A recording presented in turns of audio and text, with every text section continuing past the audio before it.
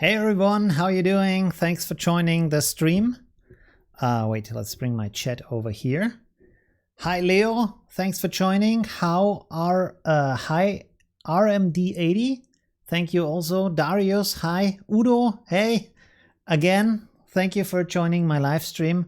Hi Guy this scene, is that right? Probably pronounced wrong. Hi from Belgium, very nice to join.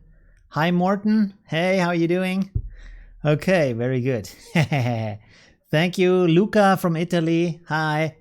I reduced the delay from the stream this time, so I hope it's a little bit more real time.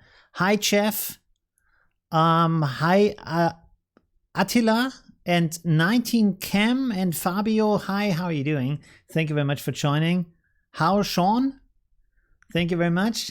Okay, so as you can see on the screen, this is kind of the pre-release stream for the Mythical Gradients pack. So the story behind that is, one second. Hi Grant, hi Mark, hi Jeff from Brazil, Australia and Holland. Wow, that's really cool. Thank you very much for joining. So actually, I wanted to release that pack today, and then during my day, everything that could went wrong went wrong. Not with the pack, everything went great with the pack, but everything else was kind of, I don't know, really strange. The subway broke down. I had an appointment, like a free hour with a trainer. He didn't come. Then I wanted to buy some, how do you say, bread, but it was kind of, in one shop they had this really horrible bread, and the next shop it looked like it was on the ground for half an hour or something. So they had some problem with their baking machines. I mean, everything I wanted to do really went wrong. So I thought probably that's a good idea not to publish my pack today and wait until Saturday. But today we can do a pre-release. I can show you what's in there, how it works. So it's kind of a tutorial. I also created a tutorial for the pack, but I can show you today how it works in a longer way. So maybe that's also interesting to have. Okay. Who didn't I? Grant, I think I already said. Hi Mark, hi Norm, hi Sean from the US and from California and from Holland. Wow, really cool. Thank you very much. Okay, cool.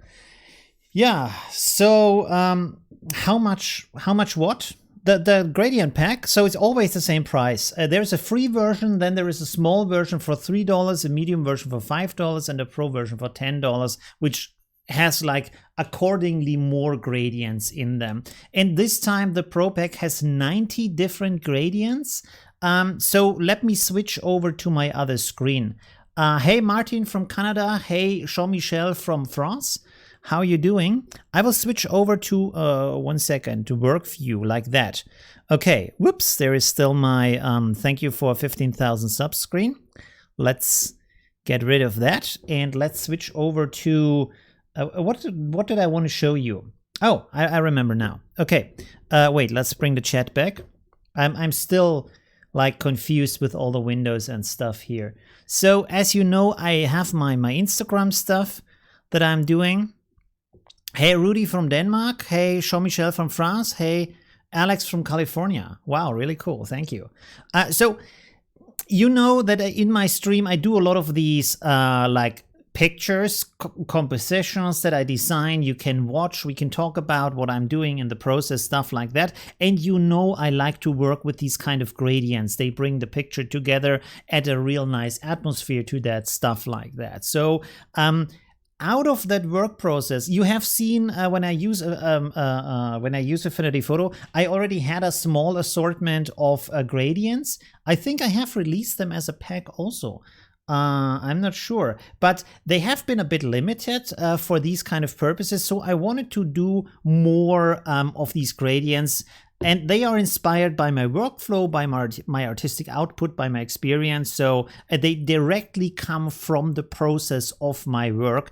And if you like that kind of thing, if you want to do similar things, that's a good kind of pack to start with, I would say.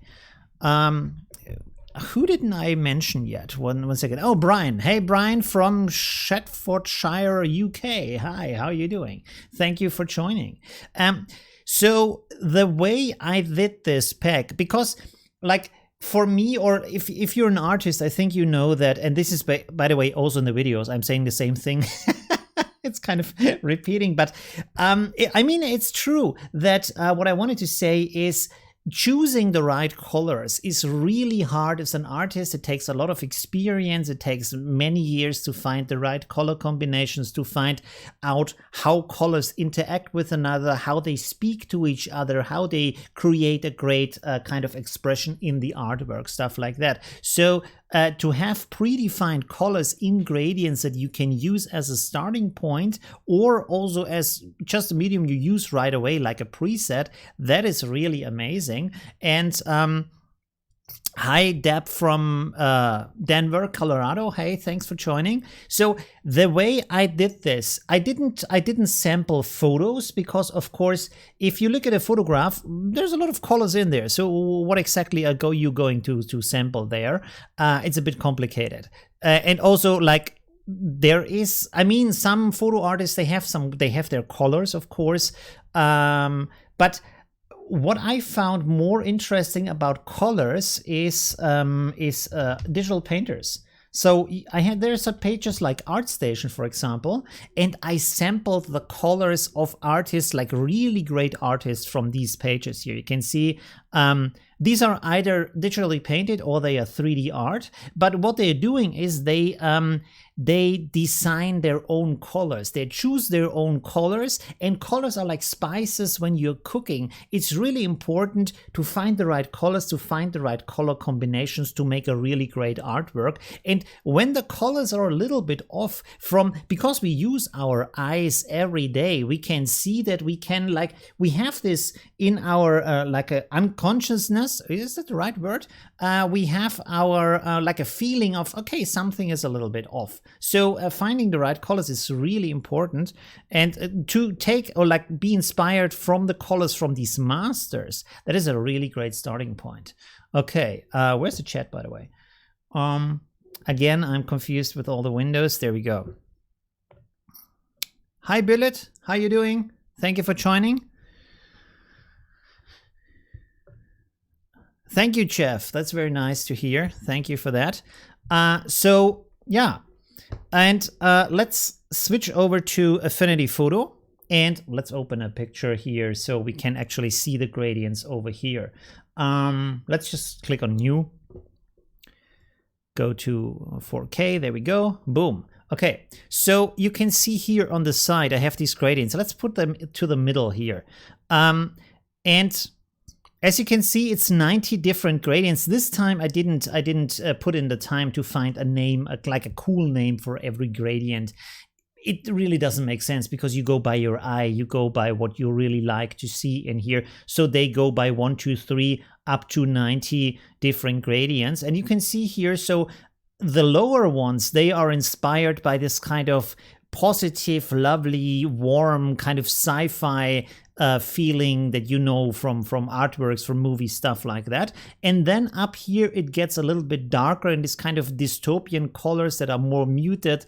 They are not as happy, of course, and it's kind of a different kind of vibe in there. And as you can see, always in there is a little bit of how light would flow in these kind of situations. Either it's light that's coming from neon, or from a print, or from kind of a magical glow, stuff like that. For example, like here with the green, this is more like a magical monster kind of glow in there. So you can also like create light sources, which is also important often. So this is the inspiration for the pack, and to have a lot of choices in here. Which was the other pack that I created before? Oh, no, not the autumn gradients. Gradient pack. No, that was not it. I don't know. I had one before. Holy gradients? Ah, this one. This one. How? Oh, there you see, I gave names.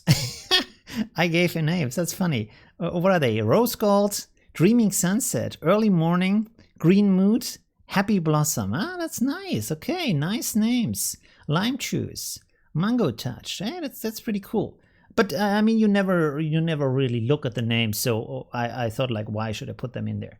Anyways, so yeah, okay. So this down here, so again, sorry, I was getting confused. So you have linear, this time you have linear gradients, but you also have radial gradients.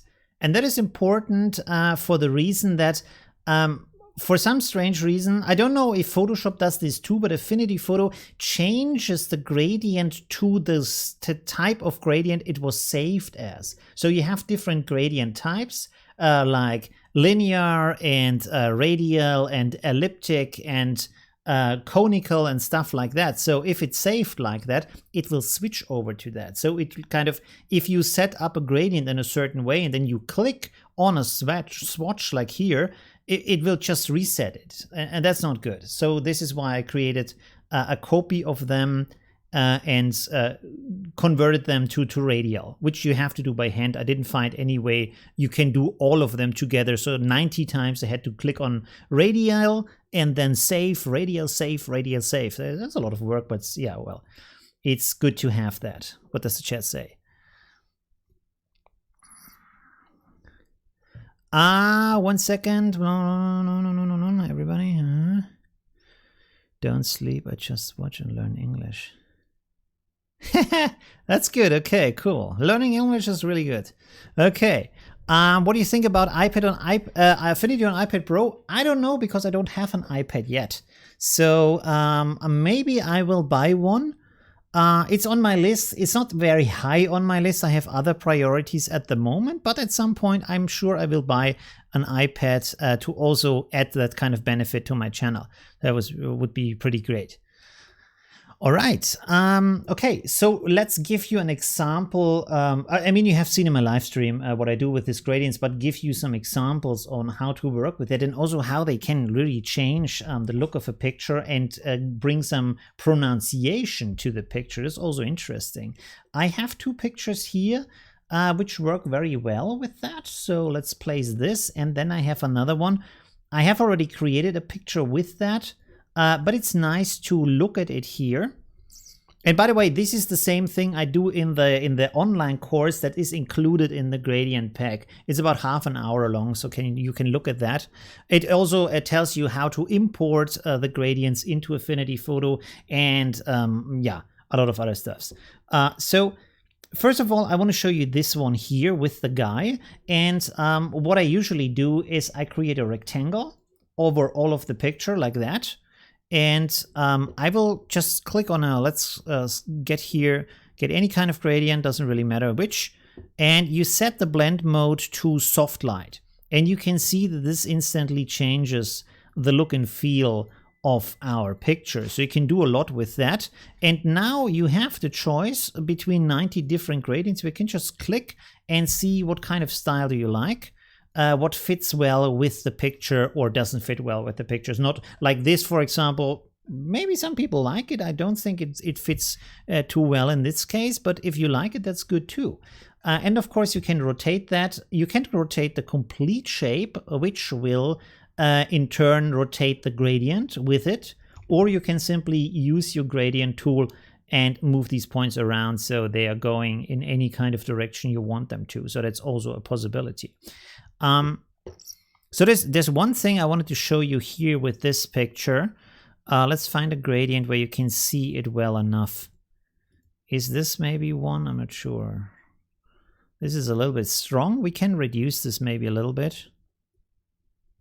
Although that's not the right one. Let's see. This is better. Okay, so the interesting thing here now with this gradient, and if you look at it, so I switch it over to normal so you can see what it looks like. It's like this. So now on the lower part, we have this kind of muted orange brown tone. And on the upper part, we have this dark bluish violet tone. So when you mix that with the picture, it ends up looking like this. And now the interesting thing is if you look at the street behind that, and the ground below that, you can see that the street behind it is like the houses, the skyscrapers behind it, they are in a darker blue, so they feel cool and they feel more distant, like the picture is elongated, is longer towards the end, while the ground is nice and warm, it is closer to you. The interesting thing now is if you turn this around, upside down with the gradient, you can see that now the skyscrapers up here, they are warmer brown tone, and the ground is rather cold and blue and darker, and also the wetness of the ground comes out more. It feels more uncomfortable than before, and also the background with the picture, it comes closer to you. So the picture feels now a lot shorter, and also the city feels a lot more welcoming and nice and warm. So you can see just a simple gradient can have a really huge impact on how a picture looks and feels when you look at it. So this is the other version, like here, upside down, warm ground feels close to it. The guy feels more like connected with the ground, while the city feels far away. And you turn it upside down. Now the city comes closer to you, and the ground feels a little bit hostile, feels a little bit like the guy's lost maybe. So that's kind of interesting to look at. What does the chat say to that? Hey, from UK, Hogfather. Okay, that's an interesting name. Okay, yeah. So it has a lot of potential to work with gradients, and of course you can use it in that way. Let's use another one here to make this a little bit cooler, like this, for example. Let's see if we turn this upside down. Let's take it like this. And now what you can do, and this is an effect I call light disk. I think I have made a tutorial about that. I really enjoy that effect. So you take an ellipse, or basically any shape you want, and you just pull it over your picture, and you set a color. And this is why I also included some light colors here. So let's go over to the radial gradients this time. Select, which was the one? Yeah, I think this one is okay. Which about this one? Let's take this one. You can use the gradient tool to move this to the middle, like that. Make it a little bit shorter, like this. And now it still looks like a disk, of course. So what you're doing in this case, you don't set it to soft light, you set it instead to screen. So it gets this kind of glowing quality. And then you go to effects and you set the Gaussian blur, like this, or you can set it even stronger. Let's make this 300 pixels. Yeah, that's good. Okay, cool. So you can see now we have this nice, amazing light coming from the background in the picture, also adding some warmth to the picture in the middle. And with just two gradients over the picture, we have completely changed the look of the picture. See, this is the original, and this is what we have afterwards. With the glowing light coming from behind, the rest of the picture is a bit cooler to give a contrast to the pink light that we have from this glow here. So yeah, it's kind of interesting. You can work with these kind of things. So that's really interesting to have. Okay. By the way, another thing I wanted to show you is, of course, you don't have to use linear gradients with this soft light is going over the complete picture. You can also use radial gradients here. For example, let's go over here, use one of those. Let's see, where's our gradient tool? So let's make this a little bit shorter, like this, bring this up. And we probably want to reverse it so it's warmer around the guy and it connects with these pink lights we have here anyway, while the sky gets more blue. So you can click up here on the gradient, and down here there is gradient reverse. So this reverses the order of the colors. So boom, you can see now it's the other way around. So it's pretty nice.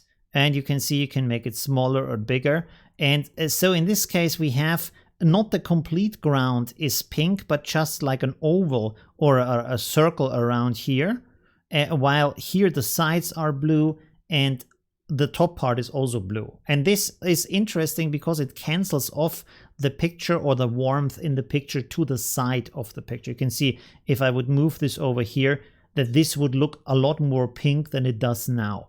So this is also a very interesting effect, also to guide the eye of the viewer, which now goes a lot more towards the guy in the middle, while everything around the guy is more cool and separated from the guy. So it's focusing on him, and it gives a kind of a warm feeling around him, while the city itself looks kind of cool and mysterious in the background. So that's kind of pretty cool things you can do just with some gradients, and of course, like with the right color choices, which is really important. Because picking colors is really hard. It's not as easy as it sounds. Yeah, so it's kind of interesting. Let's go back to the chat. What does the chat say? Which version are you using of Affinity Photo? I think I'm using the newest version. I have very long just worked with 1.7 because I had some recording problems with 1.71. And then I didn't update afterwards, but recently I updated to 1.73 and it works pretty good. So everything is as it should. By the way, I really need to shave my head again. I look like a bum. Really bad. I look really bad. Oh my god. This comes if you work at home on your computer all day long and you don't really need to see other people out there. Although a lot of people see me in the videos, so that's kind of stupid, but not meeting people, that's what I mean. So yeah. You start to look like a troll from under the bridge. Yeah, that's, oh god, I need to shave my head. It's really bad. Okay. I make my lives always on Thursday. Really, is that? Ah, yes. I thought it's maybe better on Thursdays because if I do them on Saturdays, no, I thought last time I did it on a Sunday. But I thought if I do it on a Saturday or on a Friday, people have other plans probably. I'm not sure. Like they go out to party or they want to watch a movie or I don't know, Netflix and chill, as they say, you know, stuff like that. So but I'm not sure. Maybe under the week. Is on the weekends better? I don't know. Maybe we should do a poll about that in my community section of the YouTube channel. Maybe that's a good idea. When will this be released? On this Saturday. I wanted to release it today, but then everything didn't work out today. So I thought this is not a good omen. Let's do it on Saturday instead. Yeah, so I postponed it and I thought, okay, if I do a live stream, nothing can go wrong. Or if something goes wrong, well, then it didn't work out. That's also okay. Live streams are like impromptu, so it's okay if something doesn't work 100%. Okay, cool. Oh yeah, let's go to the other picture. So we have a second picture here, and this also here, well, I have to resize that a little bit. One second. Let's make this a little bit bigger here. Boom, like that. By the way, this is the most amazing picture. If you look at it, I think it looks like an optical illusion a little bit, because when I first looked at it, I thought that there was a second ground with grass over here, but these are actually trees. So that's really funny. It looks like there is two grounds coming together like this. There is a photo effect like that. So it's pretty cool. I thought about doing a tutorial about this kind of bending ground up 90 degrees, stuff like that. Maybe I do that soon. Okay. So this is also a cool one to play around with. Very, very nice light atmosphere in here. And by the way, these gradients, they work a lot better if you have a darker picture. They also work with lighter picture, but there the effect is not as intense, of course, because the colors can't glow as strongly if they have to compete with the daylight that is already in the picture. So if that makes sense. Okay, so let's have a look here. Let's turn this on. Oh, wow, okay. There we go. Just one gradient, and this looks already pretty interesting. Let's go to our gradient tool. You can see you can move this around wherever you want, although it fits pretty good down here. Hey, wow, you can do some really interesting atmospheres just with gradients. I really like to work with them. It's such a simple tool, and it's so effective at the same time. Let's click on some different gradients here. What do we have here? Darker green. In this picture, you can really see the difference between these kind of dystopian, let's go to another tool so we see the whole picture, dystopian colors that are like more darker, more end of the world situation. So you can see how they feel different from the feeling, while the others are more positive and happy and like, yeah, joyful. And these are a lot like, yeah, different mood. But it's also interesting what kind of mood you can express just through the use of colors, even if the scenery stays completely the same and the light stays the same, everything is the same, just the colors are different. It's really interesting how this changes also our feeling towards the scenery and the picture and the meaning of what it is that we are looking at. Whoa, my cat is on the table. Hello. There's my cat. So, all right. Okay, let's go down here. So here we have some warmer colors. You can see this already like completely brightens up the picture and turns it in a more like friendly, dreamy scene. This is a little bit too dark here. Maybe we want to turn that around, or maybe put that in the middle. That's a bit too much, maybe. Turn this upside down. Although in Radiant doesn't really make that much difference, but you can see, I mean, even here you can see how much difference it makes in what direction the colors go. So in this way, you have this kind of dreamy ground, and then it goes into that kind of more spooky forest in the background. And if you turn it around, it's a completely different scene. Although, okay, here we have to really actually set up the gradient differently. 1 second, let's turn this around, bring this down, move this upwards. So this looks a lot different now. So you can see that the forest looks nicer. Let's bring this more down. While now the pathway stands out as something kind of darkish and strange and kind of questionable in this kind of forest. So this is kind of telling a story, basically. It's really, really nice. Yeah. Thank you, Sean. That's nice. Yeah. So, I really enjoy these kind of tools, and this is why I created that kind of content pack. And I wanted to show you before I release it to give you also a better idea what it's doing, how you can use that. Let's click on some different gradients here. Whoops, I haven't selected any layer, so that this is why it's not working. These are kind of dark also. That's interesting. This is kind of very glowy, but okay, these are the lighter ones.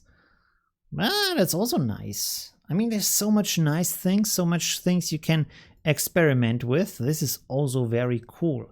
You can do some really cool things here with this. And like, it is also interesting now if we look at the colors. So let's make a duplicate of this real quick. And just set this to normal. And so you can see how these colors go, which is also something you maybe wouldn't intuitively or naturally select as colors for a gradient.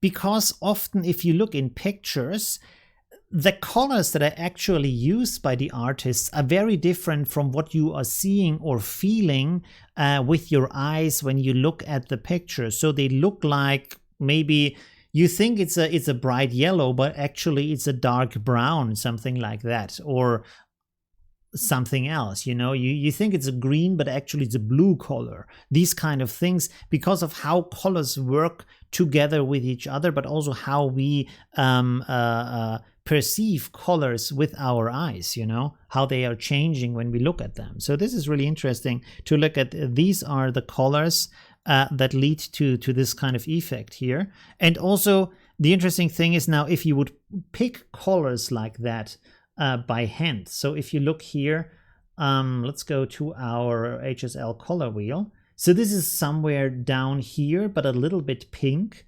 And I mean, usually when you pick colors by hand, it's kind of hard. You always find colors that are a bit too extreme, or too, maybe you would pick more something like that. And let's go on the other side. You'd pick more something like it goes a little bit darker, or some like this. And it's kind of a different combination. It's kind of hard to do that, you know, to go to that. Let's see how this looks, by the way. Let's go to soft light.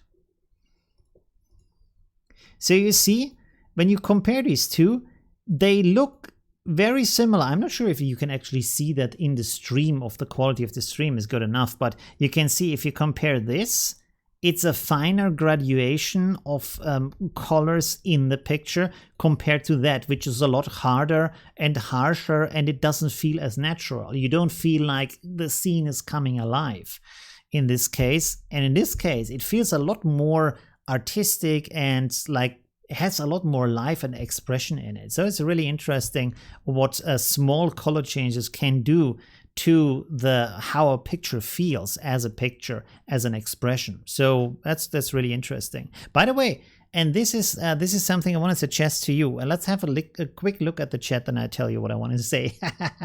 Like a small cliffhanger. What did the chat say? Thank you very much, Jeff. Stranger Things. Yes, Stranger Things. A little bit in this case. Yeah, totally. Yeah. And hours of work on color, of course. Yes, I tend to. It's really a horror style, so I love it. Hi, Michelle from France. Hi. Very nice. So what I wanted to say, what I suggest to you is to do, this is a really good exercise for understanding and learning color. So if we go back to that page I showed you before, ArtStation here. Let's go and say sci-fi, for example. Look for a picture. Okay, hopefully there is not too much like problematic pictures here.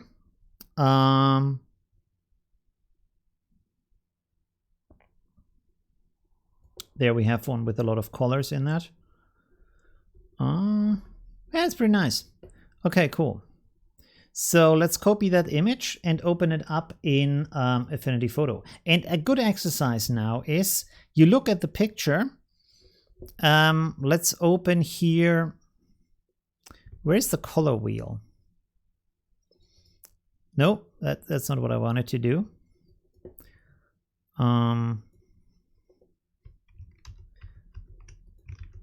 Okay, there we go. So let's use the color picker. Does this jump over? No, it doesn't. 1 second. Have to figure this out. Shouldn't this show me colors? Boxes, sliders, wheel. Yes, wheel. Okay. But this doesn't update, right? No, it doesn't. Okay, let's make a new layer here so I can click here. So the exercise is basically that you pick a color. No, sorry. You look at a color and you guess what kind of color this actually is, what you think this color would be over here on the color dial. You can like dial it before you click on it. So I don't know, for example, here with the orange in here, let's say this kind of orange. So you would say maybe it looks a little bit brighter. Let's see. Is it like this? A bit more orange. It looks a bit more orangey. Like that. New subscriber? Theory. Thank you for subscribing. I'm always not sure if the people are in the stream or not, because this works different than Twitch. So, but thank you anyways for subscribing to my channel. Okay, so it's probably the wrong color. So you select a color here, and then you go with the color picker over here to the color, and you pick it and see if this changes. When you click now, okay, this you can see already. This is completely different. Let's switch this over. Select this color, and you can see how different they are. From the eye, even if I look at this color here, it looks like this orange, right? But if you look at it, it's more like that.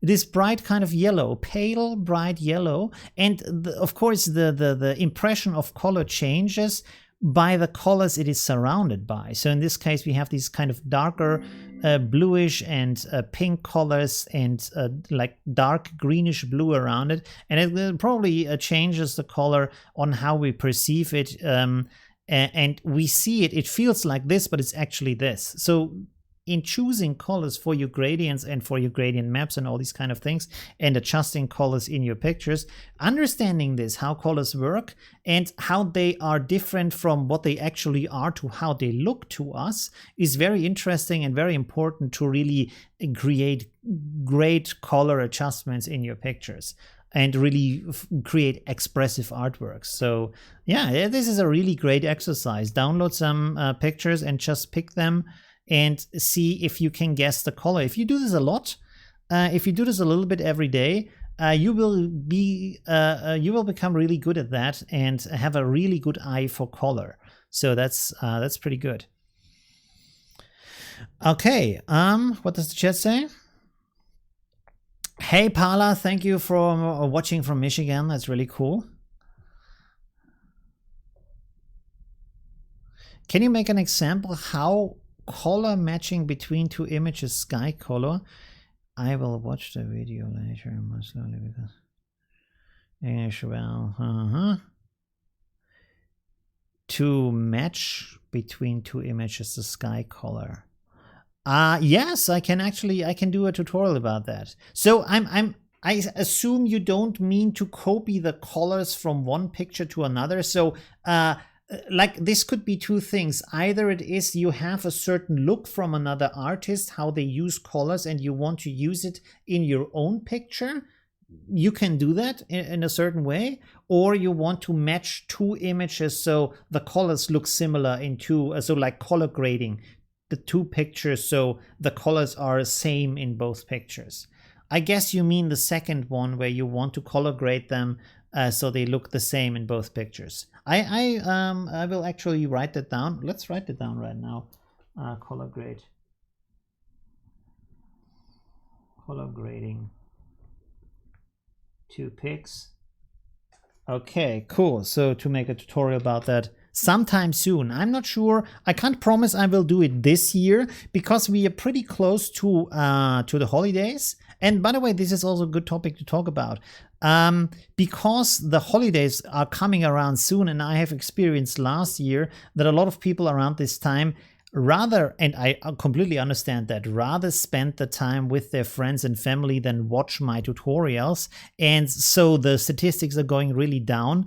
I thought I'm going to do in the holidays a little bit less videos and also some different kind of videos. And then restart next year, starting next year. Hey Noel, no, don't worry about being late. Also, you can like rewatch the start of the recorded video, so no problem at all. Don't worry about that. Yeah. So probably I will do that tutorial next year. Okay, cool. How long have we streamed already? 38 minutes. Wow. Okay, that's impressive. Pretty nice. Okay, cool. Okay, so let's start. Maybe do some pictures using these swatches, and yeah, talk about art and creativity and stuff like that. Maybe we can already use this picture here to do something with that. We have already set it up a little bit. Let's play around with that and see what we can do with this. If we can find some really nice creation we want to do with that picture. Let's use the radial gradients again here. By the way, was it better when it was upside down as it was before? Oh, well, my cat is again attacking me. Sorry. Is this? No, it's actually things. Maybe reverse that. Oh, okay, that's also interesting. So you have a bright forest and then it's getting darker towards the end. By the way, this is also interesting. Now, let's click on this and then reverse it and then click on this again. Okay, it sets it back to the original. If I click on that again. Wait, let's reverse that and then click on this. Okay, this sets it back. That's also interesting. So I really wish in Affinity Photo you would have a setting that says take the gradient, but don't change the settings, just change the colors. That would be great. So it takes everything I've set up so far.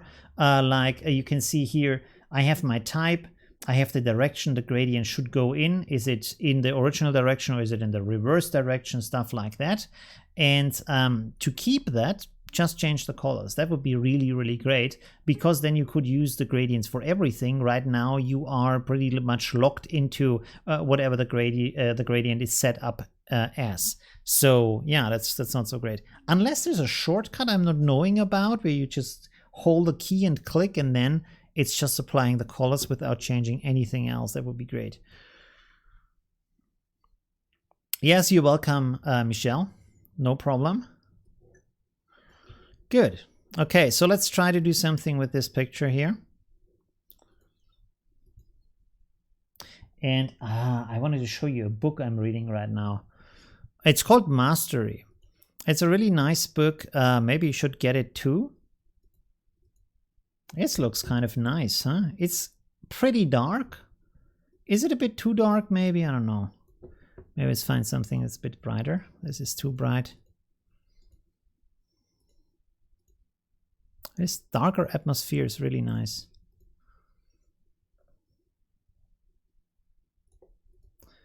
And what did I want to say actually? Oh, what I wanted to say is, so this in the book Mastery, this is talking about the process, different processes of creativity, stuff like that, which I'm always interested in. So how do other artists, how do other inventors, creators do things with their life when they create things and stuff like that. And one thing that stood out to me and that I found really interesting, because for me it's always like, I don't really like repetition. I always like to try new things.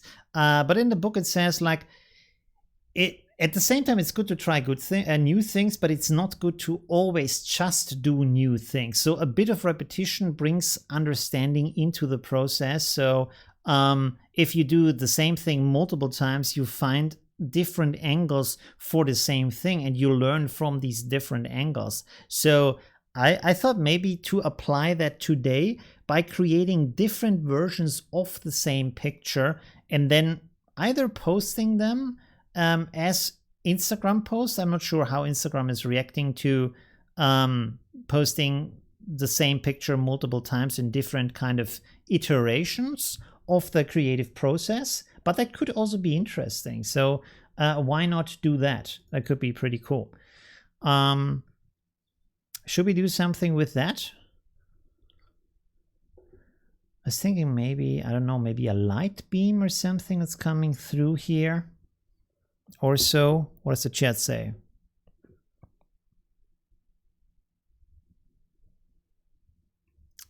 Yes, the subscription mode also brought me to Affinity Photo, the Adobe subscription mode, so I didn't want to do that anymore. At the moment I don't need the tools that Adobe has, so I didn't see any reason why I should pay for a subscription if another software does the same thing for less. So yeah. By the way, my giant cup here. Yeah. Can you not copy the gradient layer and then change the colors? You can change the colors, but I want to try different swatches, and the swatches have like saved inside of the swatches also the type of gradient. So that's a problem. What program do you use to organize your photos and work? At the moment, no program for that. The reason for that is that I just do individual pictures. I don't do a lot of photos at the moment, so I don't need a program for that. Or the pictures are just project oriented, where you have just one shooting and it's just related to the shooting. So again, you don't really need to organize that. So for example, the last trips I took for like pleasure, for holiday, just traveling through the world, I didn't take a camera. I didn't take any photos, or very, very few photos, because in the past I traveled with my camera and I was under the impression that I look more through the camera than actually at the locations where I am at, and so now I take less pictures or no pictures at all. When I travel, I rather write about what I see, or maybe do a sketch, and I spend a lot more time looking at the things actually. And more often than not for me, like these pictures I take on holidays, they are just reminders of what I have seen. And I can find these reminders online anyways, because you normally travel to the normal sites. Of course, there's always these kind of special moments that you experience through a travel, these kind of special things in small roads and small shops or friends you meet, stuff like that. But then again, there is the question, can you actually capture these private moments in a photograph, or is it again just like a brain hook, like a reminder of the situation? And in that case, isn't a text more sufficient to actually capture that moment? So yeah, and also, like, a book is small, a book is like very easy to keep, doesn't need a battery, stuff like that. You can just write in it, so it feels easier. And then just to take pictures if you actually need them for artistic purposes. So I changed a little bit about that. Yeah, what was I talking about for? I forgot about that. I think about repetition in the creative process. Let's go back to the comments real quick. Bridge, I think Adobe Bridge is still free, and you can use it for organizing your pictures, so that's pretty nice. There's also like a little bit like cheap but paid stuff like AC/DC. I don't think a lot of people use AC/DC. So, or maybe a lot of people do and I don't know about it. So yeah, there's certainly software out there for organizing your pictures.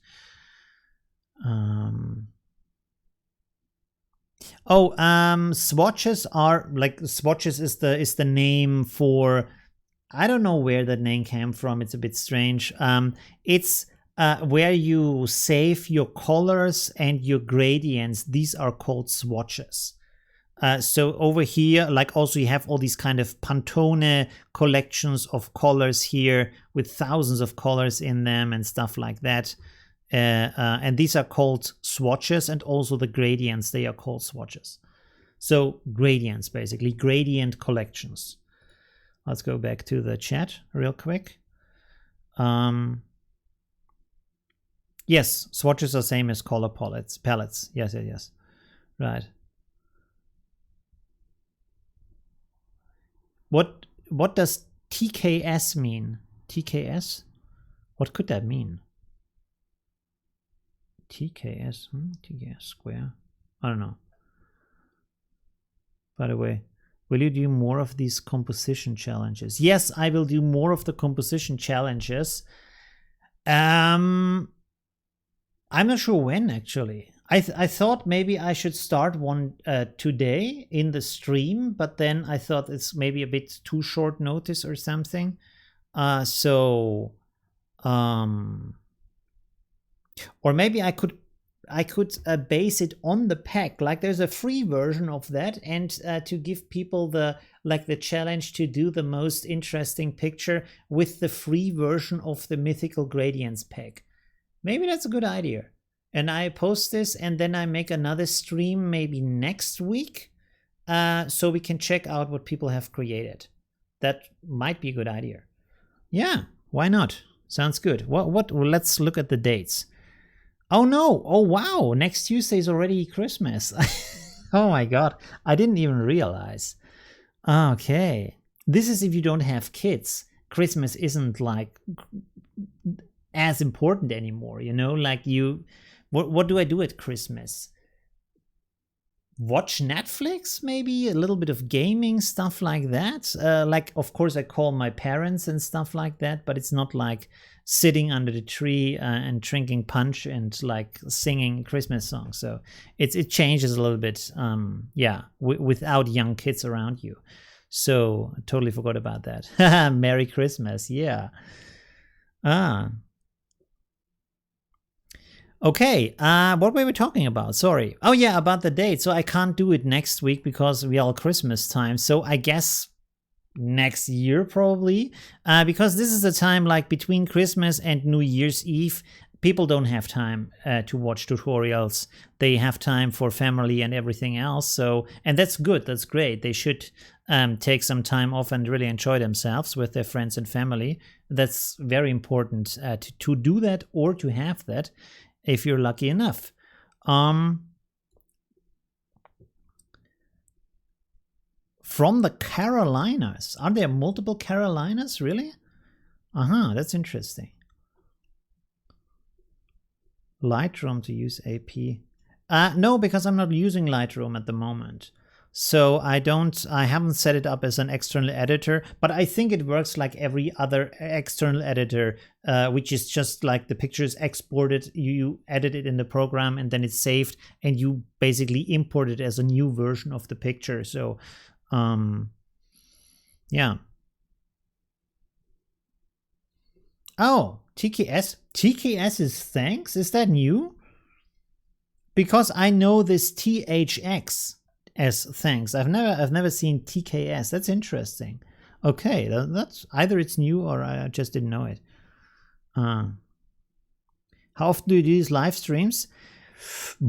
Not regularly. Like recently, rather spontaneous when I'm in the mood, because I realized that either it doesn't really matter if I tell people 1 week before or just one of like half an hour before, it seems to be the same amount of people watching. Although, of course, if I would do it regularly on a certain day, more people would watch. Yeah. By the way, just asking everybody in the stream, what do you think if I would say I would do 1 tutorial per week, and then instead of 2 tutorials per week, I do 1 tutorial and 1 live stream per week. So it's 1 tutorial less, but it's a live stream every week. Would that be a good idea, or is it rather better to do 2 tutorials per week and then once in a while do a live stream? Which of these options sounds better to you? Let's wait for some answers. By the way, I can also create polls, but let's just write it in the chat what you think about that. Because I really enjoy doing the live streams, and yeah, it actually also takes the same amount of time. So even if I do just a 10-minute or 15-minute video, it takes about 2 to 3 hours to create it and cut it and upload it and prepare everything around it for it. So if I stream 2 or 3 hours, it's basically the same amount of time, and it's a bit more relaxing for me. So yeah.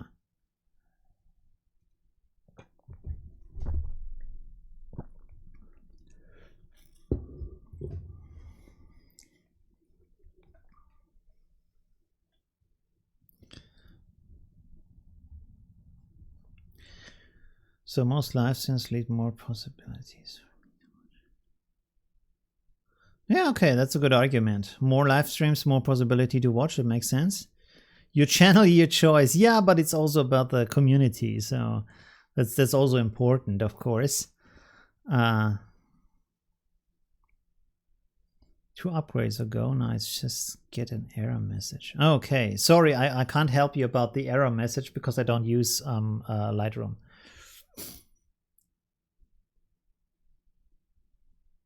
It doesn't make you very tired. I have to try it out. I don't know. Maybe it's getting too much pressure. I don't know. I have to see about that. Although, like I said, it's kind of relaxing. Yes, the cup is really big. Is it bigger than my head? Let's see. No. It's pretty big, but it's not bigger than my head. It's almost as big. So yeah, it's good. Yeah. You get all the needs of caffeine in one day in 1 cup. So if the doctor says just 1 cup of coffee per day, this is the cup I'm choosing. Oh god. All right. Let's go back to the. Do we have a plan to process landscapes or animal photos during the live stream? I will do more actual photography next year, and then also actual processing of pictures next year. So yeah, that this goes hand in hand, because as you know, right now I'm mostly using pictures from the internet to edit them into something interesting and show how you can edit them. But never used my own pictures so far. Next year I will use pictures from other people. Sorry. Next year I will try to use more of my own pictures is what I wanted to say. Yes, there we go. What camera do you use? I have an old Nikon D200, which is really, I think, over 10 years old. Still pretty good. So I didn't really until now find the need to buy a new camera, because I never print the pictures basically that I create myself. I only use it on the screen, so the resolution is good enough. But maybe I will buy a new one next year. So let's see about that. I mean, a lot has changed. They have improved a lot over the years. Also, I'm really right now, because of my channel, missing the ability to take videos with the camera. So that would be a really good upgrade. Actually, it's very high on my list to get that upgrade next, a new camera. I have really, really good lenses. Like, not like really, really good lenses, but pretty good lenses. Yeah. But the camera is pretty old. Although, as you know, the lenses are the most important thing about a camera. So if you're new to photography, I would always suggest to you get a cheaper camera and instead spend more on a good lens. And also decide beforehand if you want to go with Canon or Nikon, because if you have bought the lenses and they cost more than the camera, and then you decide you want to change the brand, it's really hard. You really can't do that. I would say the main difference between Canon and Nikon is that Canon is a little bit warmer from the pictures and Nikon is a little bit cooler from the pictures. So that's basically it. There's not much else. I like how the buttons on the Nikon camera are different. I think it's more intuitive than on the Canon camera. But anyways, this doesn't really matter too much. Yeah, there we go. Sony is the best right now. Yeah, but then again, this is the problem. If you have lenses for, I don't know how much money, and also the flashlights and all that other stuff, and you want to change the body of the camera, you have to change the rest of the equipment. So that's pretty expensive to change. And also I like Nikon, so I don't have a problem with that. Although if I would start right now, I would probably get a Canon, maybe a Sony. I don't know. I've never checked out the lenses from Sony. Like I said, the lenses are more important than the camera.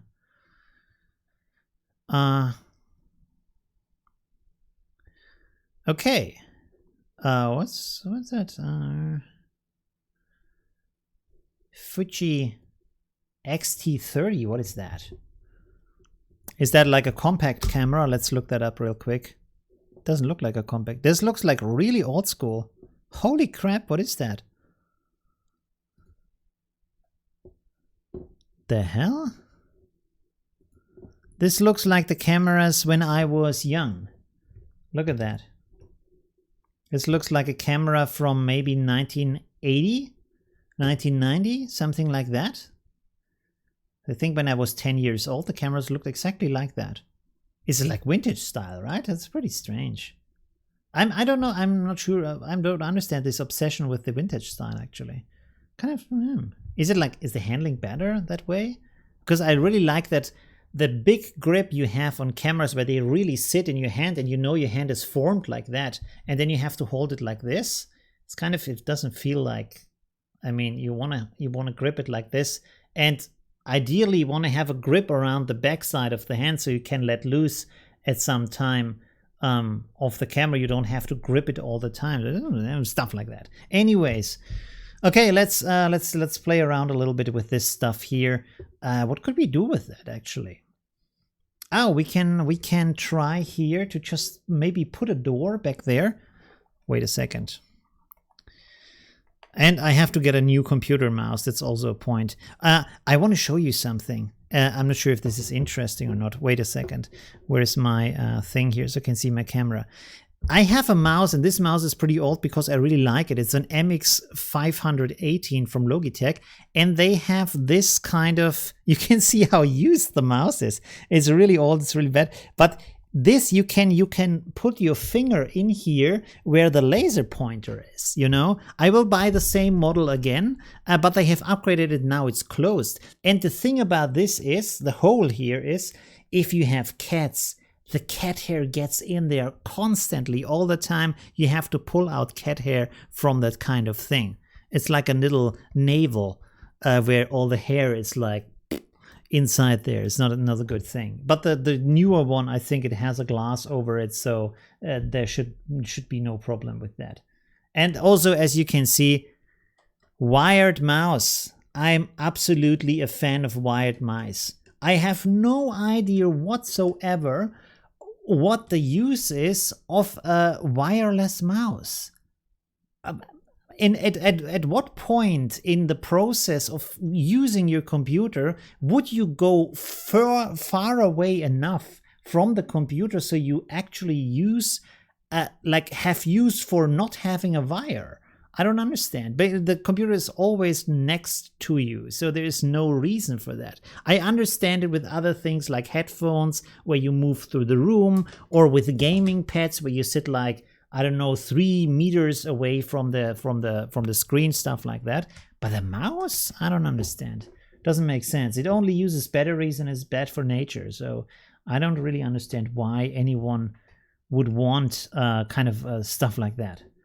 Really, really strange. Okay, let's try this here before I get too old and grumpy. Old grumpy man screaming.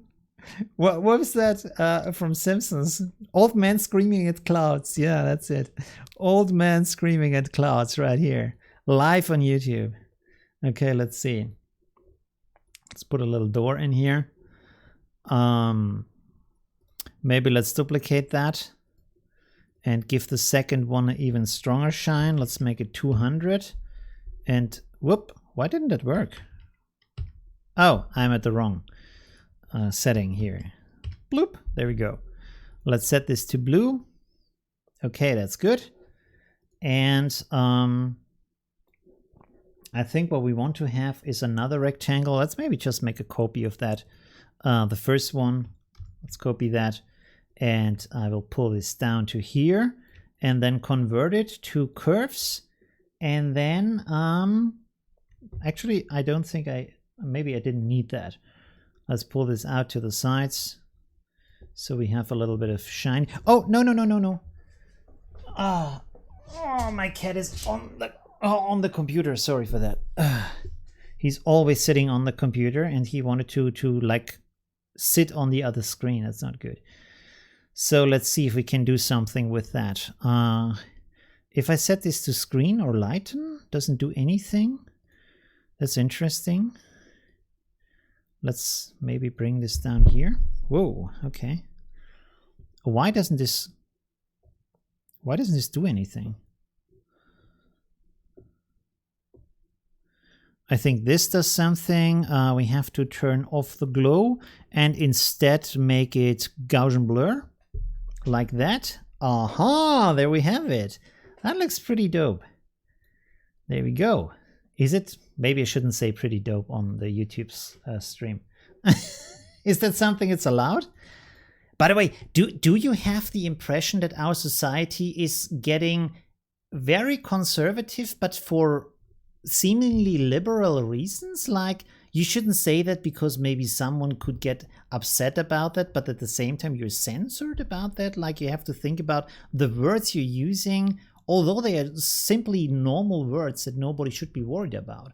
It's very strange. It's kind of worrying also about like the freedom of expression that you have, because language is culture, and it's also living culture that evolves who we are over time. And of course people can get upset about it, but that is also the purpose of a cultural evolution, is that the other generation is upset about what you're saying because you try to get away from that. And not in a negative way, but just in a way to find your position in the world, to reposition, to reinvent yourself, and to find new solutions to old questions, because times are changing and peoples are changing and culture is changing. So we need new solutions all the time. You can't just say, well, it worked 50 years ago, it has to work now. That's rubbish. It doesn't work. Culture doesn't work like that, nor does technology.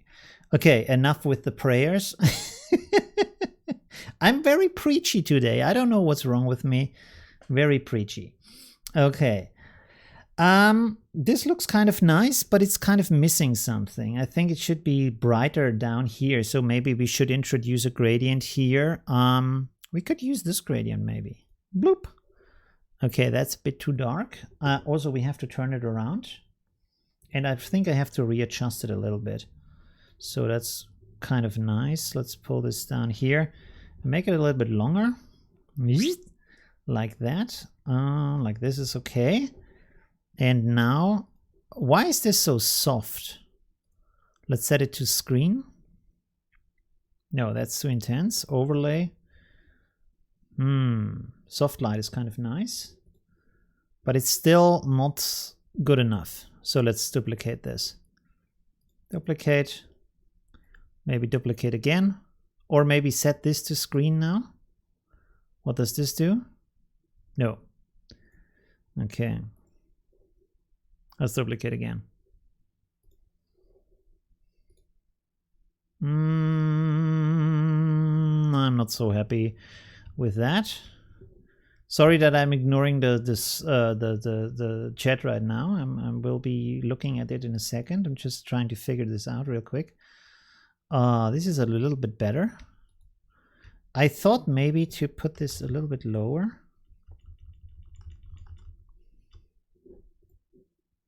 Okay, maybe put this a little bit higher. Because I thought maybe I want this to, like, yeah, have this kind of floating effect over the ground. That would be nice.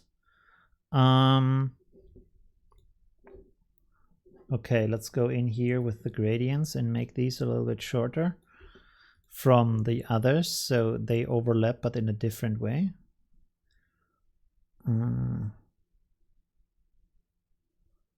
That could be nice.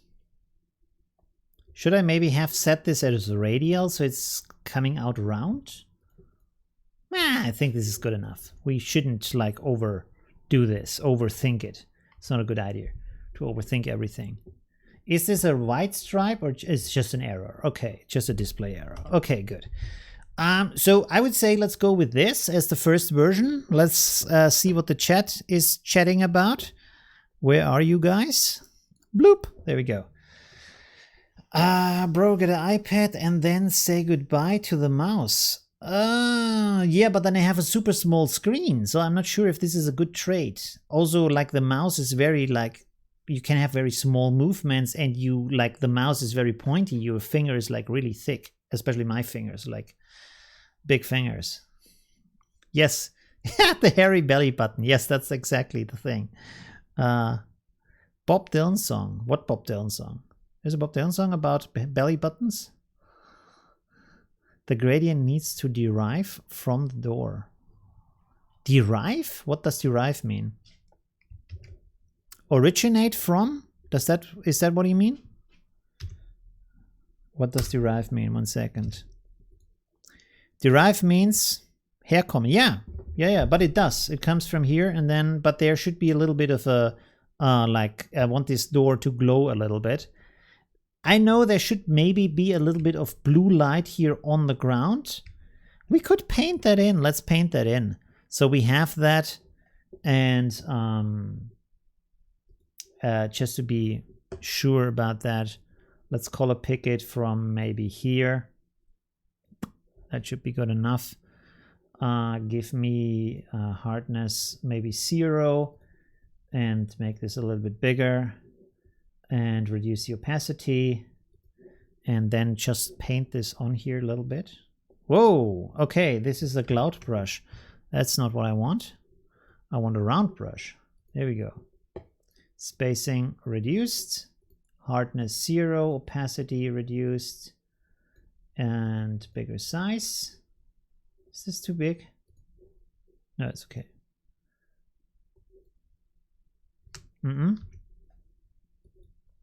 No. Maybe it should be darker. Where's my color? Make this a little bit darker, maybe.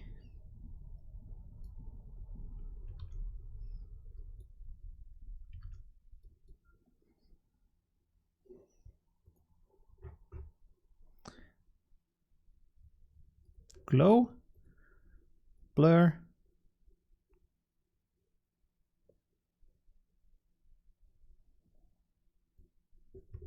Let's zoom out. That's not good. Let's see. Make this a little bit thinner.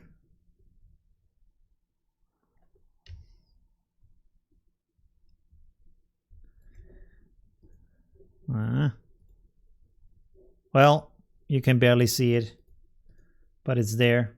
A little bit of blue on the ground. Good enough. Okay, cool. Let's save that as the first picture. Export. No, I want to save it actually. No. Save as. Instagram. So this is picture 42. 42. Mythical Forest 01. Okay, so this is the first version that we have, and now we can work on different other versions with the same picture according to the book Mastery. Yes. Oh, by the way, I want to show you the book. 1 second.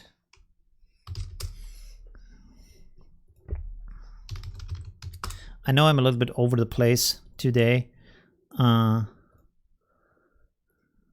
Let's copy this in here. Nope, in here. There we go. So that's the book. It's by Robert Greene. It's called Mastery. Okay, now I have the door over the text. There we go. This book is called Mastery. It's really, really nice. I would really suggest to you reading it. It's very inspiring. It's not very expensive. You can get it on Kindle for $6.50 actually. Wow, that's cheap. Okay. And the paperback version is like 11 euros. Or probably also, $11. And it's like really interesting to read about a lot of interesting people. I think Da Vinci and Marie Curie and Albert Einstein, and who else is in there? I don't know, Darwin, all these kind of people, their life stories, how they did their creative act, what changed their lives, stuff like that. Henry Ford is, I think, in here, and Tesla, not the Tesla guy with the cars, but the original Tesla guy that the name is inspired by for the Tesla cars, stuff like that. So pretty cool book.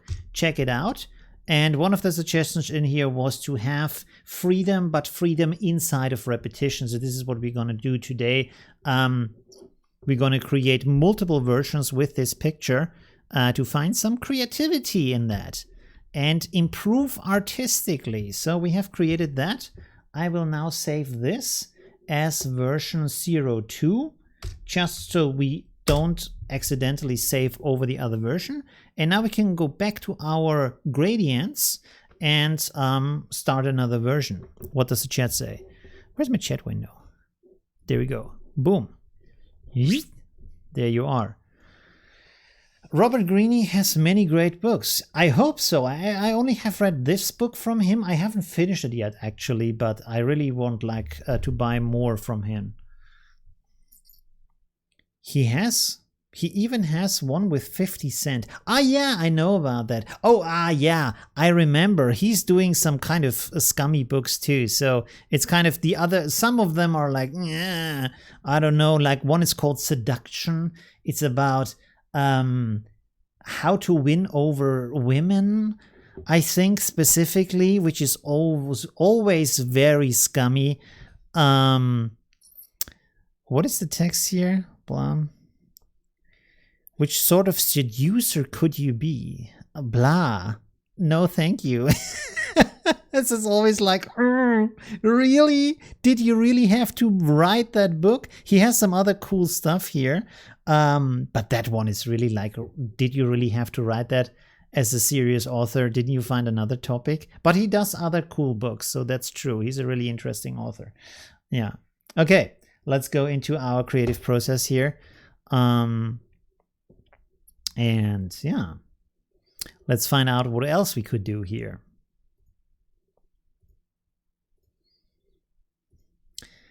Or should we have like work with the same mood? No, let's create a different mood here. Or should we do with the same mood but kind of a different? Let's go with that. Let's go back. Is this the one we had? Yes. Okay, let's delete this. Let's stay with that and try to create something with that, so we have smaller iterations between the artworks. Okay, so the question now is, what else could we do with this? What else could be interesting? Let's try to use a light disk like I showed you before, like that, and see what we can do with that if something interesting comes from this. Let's set this Gaussian blur again and set this to screen. Okay, this time the screen is pretty intense. Can reduce that a bit, of course. Let's try different colors here. I think we need more Gaussian blur on this one. 250.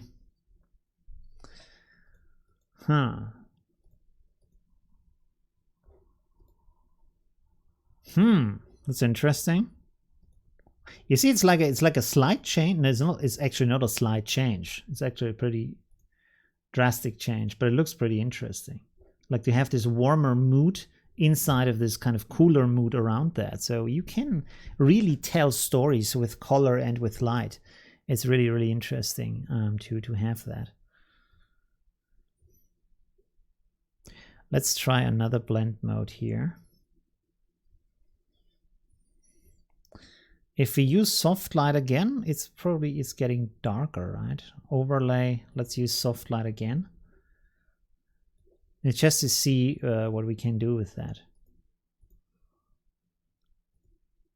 By the way, and I don't know that. Is there a way to turn these guidelines off so they don't like obscure your artistic like view at the moment? You know, it's good to have them, but sometimes you don't want to have them. So you can turn off a lot of stuff here.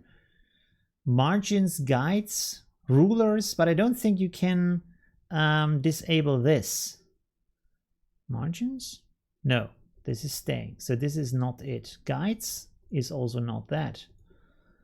Pixel selection. No, that's not it either. The rulers, of course, isn't it? It's not the toolbar, it's not the dock tools, it's not show tools. So toggle UI, no, that's not it either. So I don't think you can get rid of that, and this is kind of very obstructive if you want to like choose at that moment like this kind of very soft and how do you say, what is the English word for filigrane? Let's look that up. Filigrane. Filigrane is filigree. How does you pronounce that? Filigree. Filigree. What? Filigree, really? Filigree. Filigree. Okay, filigree. Delicate. The delicate changes in here, and this is kind of boom, and you don't really see what is going on. So it would be great if you have a choice to turn that off for a certain amount of time. Okay, but anyways. Let's see. And this is also nice. We could put a figure in here or something, or should we work again with just a geometric shape to play a little bit with more of that? A unicorn come out of the light. Yeah, maybe, but that's a pretty drastic change. So I also thought maybe before we could have a person maybe jump through the door or fall through the door or something like that. Alien sticking out of the tree. That would also be nice. I mean, you could put maybe like if you have a person that's looking from behind here from the tree, that could be funny to have that. Let's have a look on Unsplash if we have someone falling or something.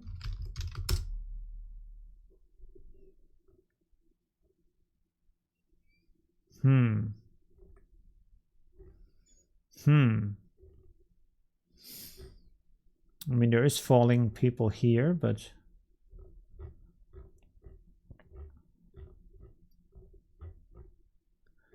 you know, like someone who's jumping through a gate or falling through a gate. Maybe that would be funny. But on the other hand, maybe not. This guy maybe? Maybe change the direction to the side? We can try that, why not? Let's see. Save. Oh god, that's a big picture. 10 megabytes. Okay.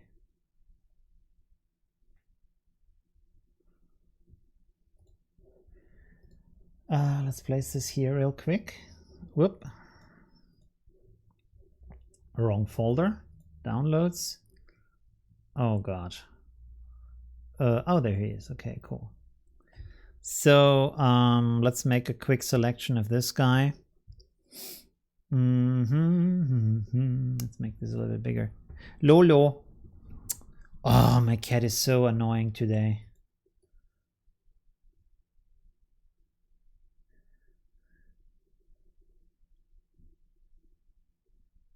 By the way, if you are from Austria or maybe from Germany and you have a garden and you want a cat, you can actually have my cat. Not because I want to get rid of it, that sounds bad, because I want my cat to have a garden.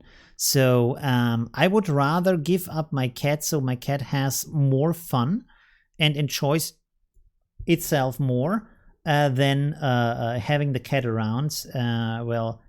So yeah, I think that would be a better choice to like give the cat more choice. So if you are from Austria and you have a garden and you want a cat, maybe that would be a good idea to take that cat. So yeah, there you go.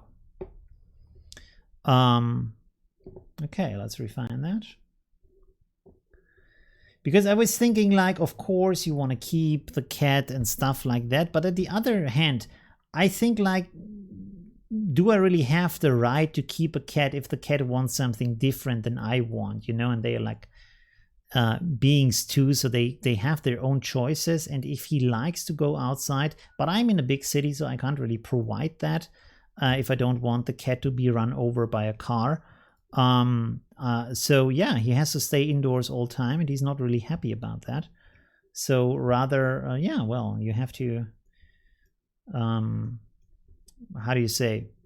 Oh, I forgot the hand. This is foreground, yes. I think this is not the best selection right now that I'm doing here.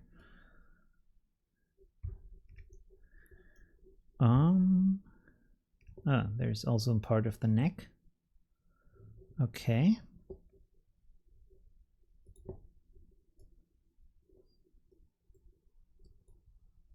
It's probably good enough. He's going to be pretty small in the picture anyway, so let's see. Let's make a mask around that. Boom. And then just rasterize and trim so we only have the guy like that. And let's see if we, I should have turned his body before so we see the actual shape. It looks not as good as I thought it would. I should have checked that beforehand. Because I thought like maybe he can, like there's a portal and he's like maybe like this. He's falling out, but this looks a bit aggressive. He's falling out of the portal like that. Is it a bit too much maybe? Maybe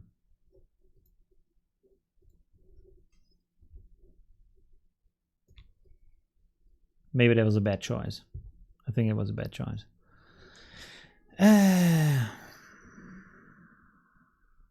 Well, let's keep him. We can do something with him later. I don't think it works right now. Does look a little bit stupid. Let's look at the chat real quick and then we go on with the editing of that picture. The Chinese restaurant loves cats. Yeah. We have 2 dogs. We have to have fun. Yeah. Warp the person. Warp the person to death. What does it mean, warp the person to death?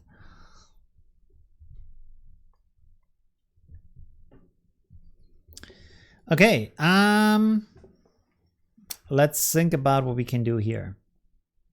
I was thinking before maybe have this kind of shape, but then bring it behind the tree, so we maybe have a light bar that's going through these trees here. So we do a similar thing to before, but like obstructed by the trees. Is that maybe an interesting idea?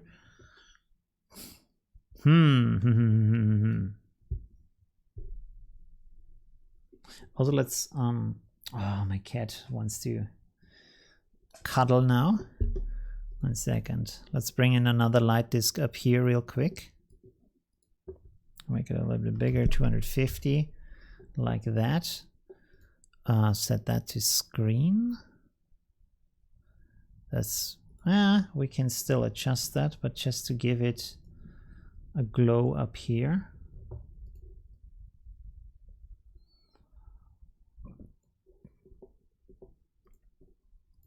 $500.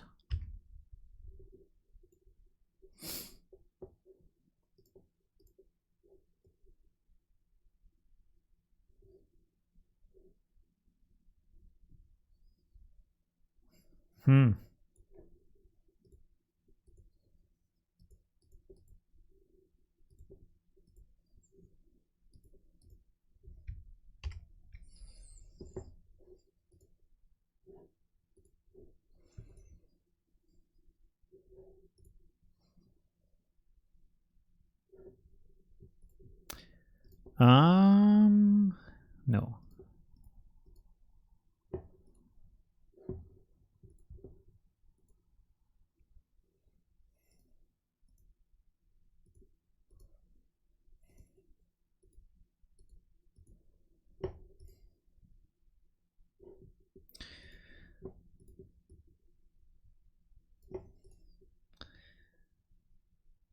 Is that good if a little bit of light comes down here? I feel like that gives a good like impression if there's some light going up, down, on down here, or maybe not.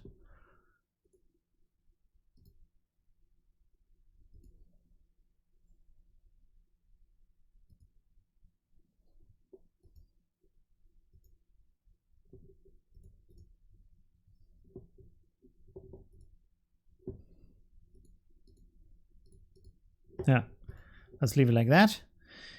And I had another idea. Oh god, I have to deer. Let's call it deer. Okay, let's look for deer real quick. Deer. We find a nice picture of a deer. This is nice, but it has no legs. This is actually pretty nice. Okay, let's use this. No, let's download this. Save. And I was thinking maybe have a glowing deer standing on the ground.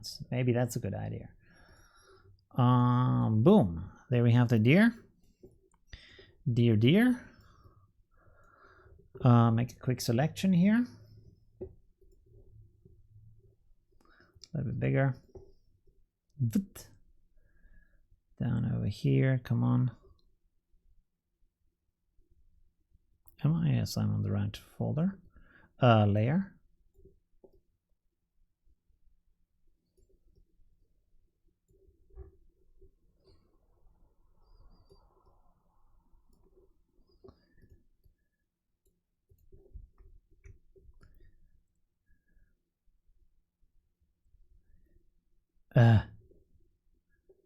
Subtract, yes.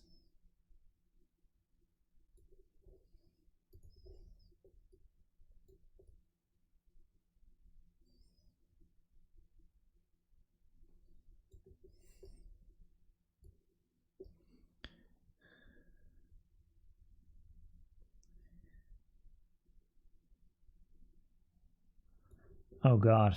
Okay, we have to reduce this here. Why is this not doing it so good here? I mean, it seems like the contrast is rather obvious, but maybe just to our eyes and not to the eyes of the software. Here goes fairly okay. Let's go over there. Subtract a little bit here. And then we're almost done. Bloop. A little bit from the face. Like that. Okay, cool. So let's click on refine real quick. I hope this doesn't destroy it. No, it doesn't. Okay, cool. So let's go and set a mask. And let's go rasterize trim. Now we have only the deer. Let's put him down here. Whoop. Maybe like that. Should he be bigger or smaller? He's not in the right perspective, by the way. Okay. If we make it flat, maybe it doesn't stand out. So let's make a white overlay. Like this. And then we make an outer glow, like we had before with the other picture. Like that. Maybe a little bit less. And duplicate that. And make the behind one a little bit bigger. And make it blue like before. So we have this nice blue glow on the outlines. Like this. Should we maybe make the deer a little bit visible under the collar? No. I mean, this looks stupid. So what could we do here?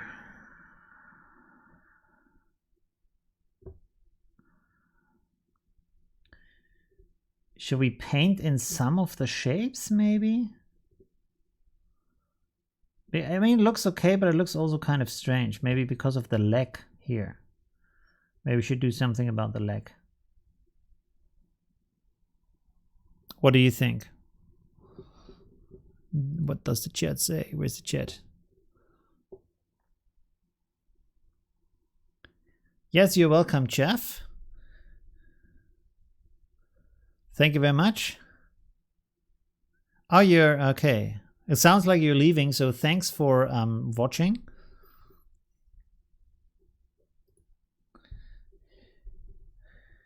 Okay, maybe we should make this leg here longer. It does look like really strange. Let's delete the one that we made before and maybe turn off the effects here. What happened right now?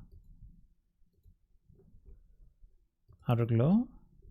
Yeah, okay, good. So the only thing I need to do basically is to remove one of the legs, I think.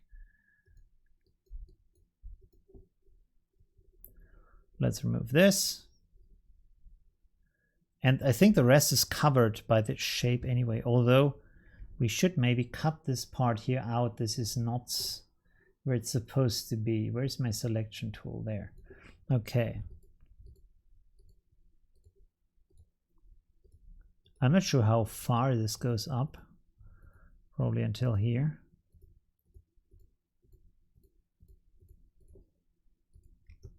So let's delete that.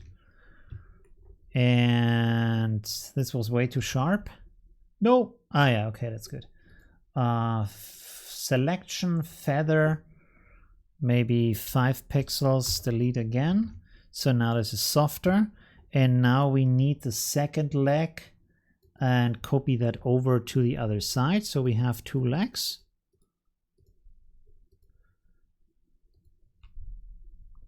Oh, okay. I have the wrong mode. 1 second. I'm almost done here. Don't worry. Let's copy this. And probably we want to flip this horizontally so it's the other way around, and then just move it over. And there we go. We have a second leg. Just to remove the parts here on top. Whoop, that's the wrong one. Like that.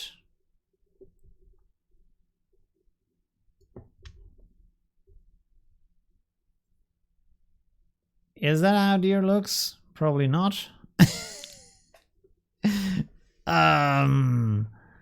I don't think that looks right. Okay, 1 second. I want to maybe remove these parts too.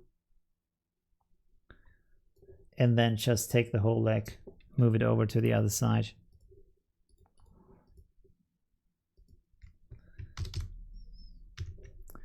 Arrange, flip horizontally.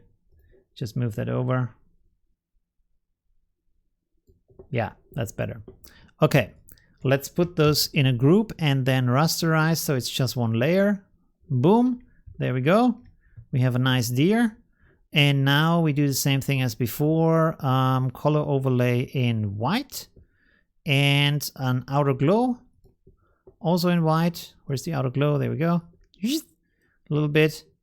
And then we duplicate the layer.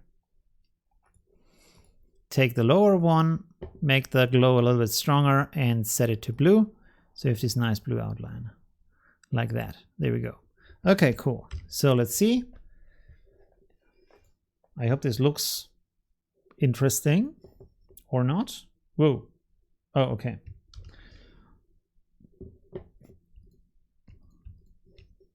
And now we need again some light on the ground. But in this case, I think we do it, we can actually do it the same way, maybe.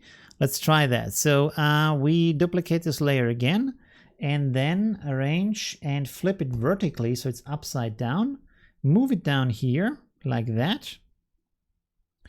And then we use our perspective tool to stretch this outwards without the grid, like that. So this is on the ground, like so. Apply. And now we actually want to blur it, but we want to blur it like not uniformly. So the way we do this is we use a live filter with Gaussian blur. Blur. Preserve alpha, I guess. Okay. So like that. But then we put a gradient on that. Like so. This should also actually just be on this one. And it looks horrible. Okay. 1 second. Let's put this in a group. And then put this in a group. Does this work? Don't preserve alpha. That works. Kind of. Gradient, gradient, gradient. We have the gradient. We want to go it from completely black to completely white.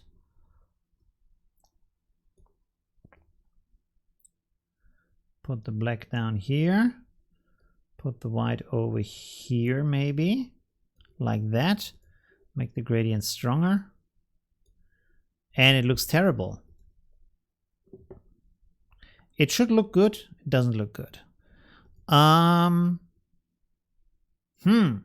Interesting.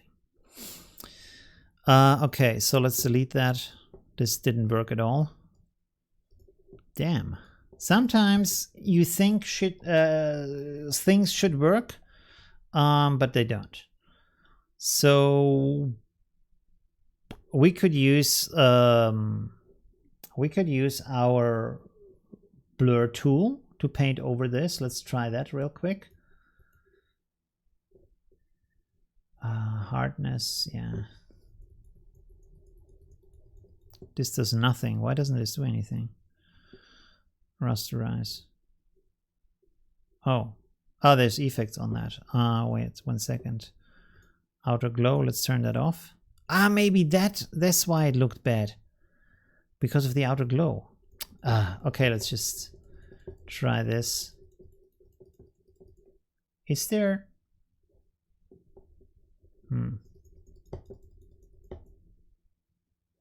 Can I make this stronger? Actually, I don't know. I'm never using the blur brush, to be honest. So is there any way to make this stronger? Because this is really weak.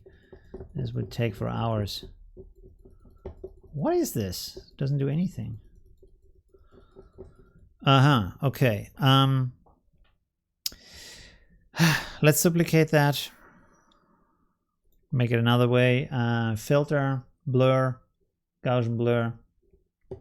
really strong. And then I simply erase the lower part. Make this bigger, make it even bigger. That's too big. Let's delete the lower part. And then we have the other one. And there we delete the upper part, or basically it's the lower part. So this is also kind of a way where this is fading into being more blurred on the upper part.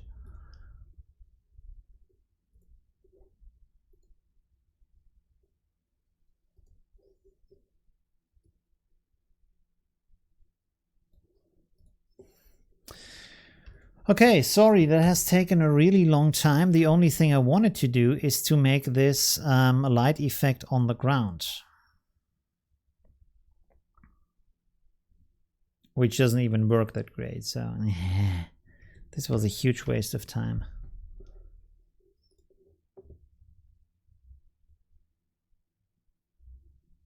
Crap. Okay, so this doesn't look it. Oh, God. Should have just painted that. Okay. Sorry. This is like really going in circles right now. I thought I was like done the 3. Try it like there. Okay. Yeah. Sorry for this going a little bit crazy here. So I think this is the layer that we have created right now. Good. Okay. Let's set this to maybe soft light. And take a brush with white color in it like that. Soft opacity is low. Let's see if we paint on that here.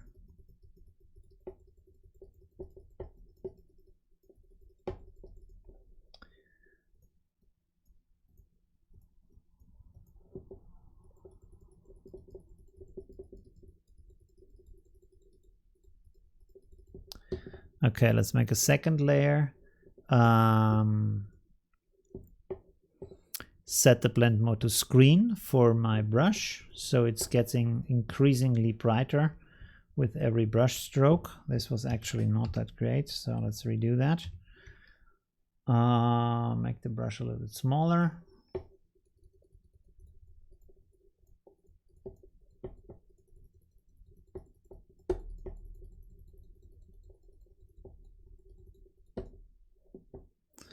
Go to the lower one, reduce this, make the brush bigger.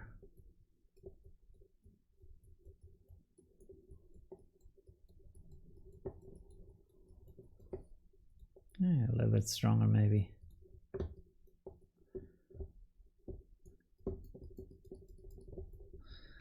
Let's zoom out. Yeah, it's a bit of glow.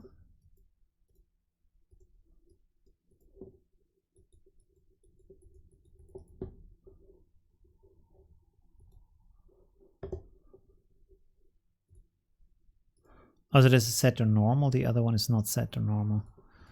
Aha, this is why this is now so bright. Okay, so let's set this to soft light also. And then duplicate it. Maybe not duplicate it. Okay, good. So this is a bit better. Let's bring here some outer glow in that. This doesn't work at all. Okay, good. Outer glow here. Make it blue. Reduce the opacity. It's just a little bit of shine. Okay, good. Good. So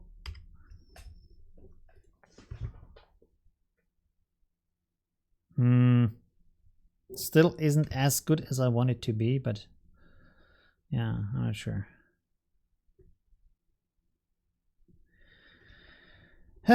This was a terrible idea, I think.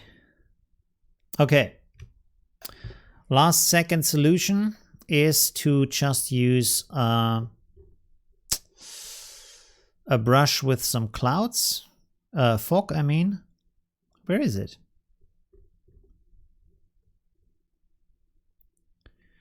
clouds? Fog, there we go, fog. The good old fog brush. Put it down here. Let's make a new layer. Rotate that real quick. Make it bigger.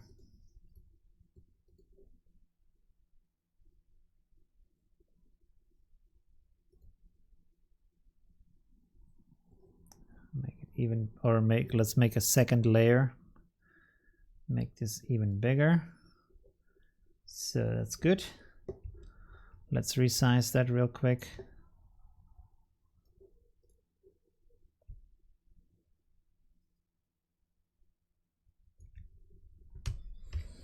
Okay. Then we take another layer. Where's my brush? There we go.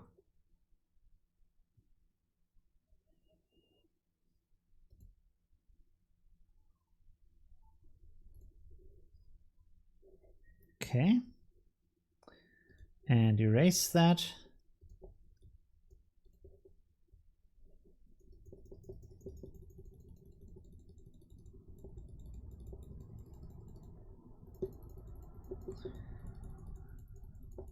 So just blending this, and then I'm resizing it because I just want it to be on the lower part. Good.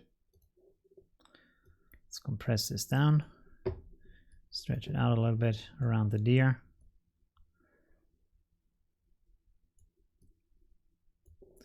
There we go. Okay, cool. So another thing I want to do here is this the cloud? No, this is the deer. So this is all the fog. Let's combine this and rasterize it.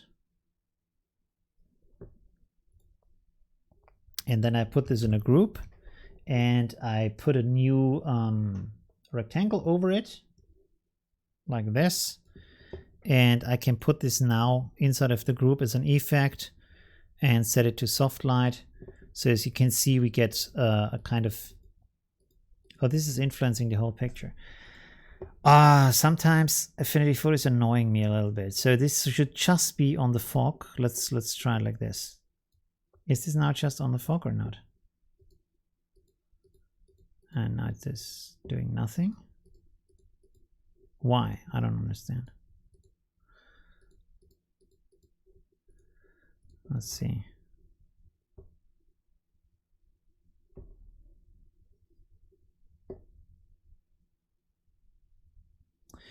Let's set it to color. No. Okay, let's use it like this and just a little bit like that. Okay. Whoops. Nope. Swatches. Let's try these swatches.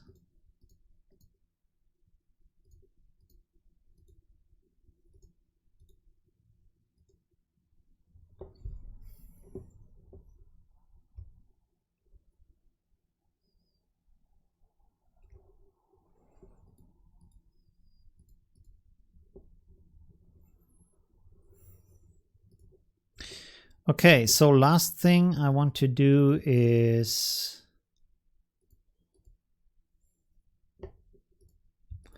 let's put this deer into a group and then create a mask for that and just reduce it a little bit for the legs so they kind of vanishing in the fog. Okay, like that. Good.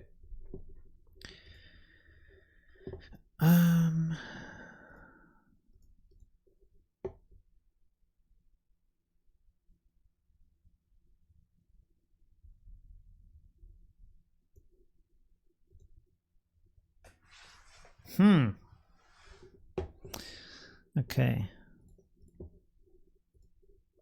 Let's put a vignette over all of this to see if we can cancel it off to the side a little bit. Let's change the size and the shape and the hardness, of course.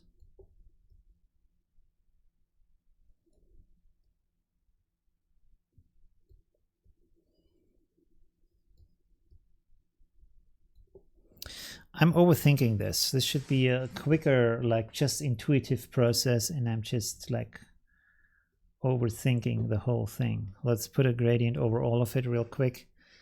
Where's the gradient going, by the way? Oh, this is going sideways. Okay, so I should go from up to down. Let's set it like this, or let's set it like this actually. Soft light. Maybe we can then just turn this off. Yeah, maybe that's a better solution. Just to bring all the elements together, because right now it looks a little bit crazy, everything. Oh, this is actually not bad. Do you like this one? Like with the more pink foreground, although this is too white, too bright now. Whoops.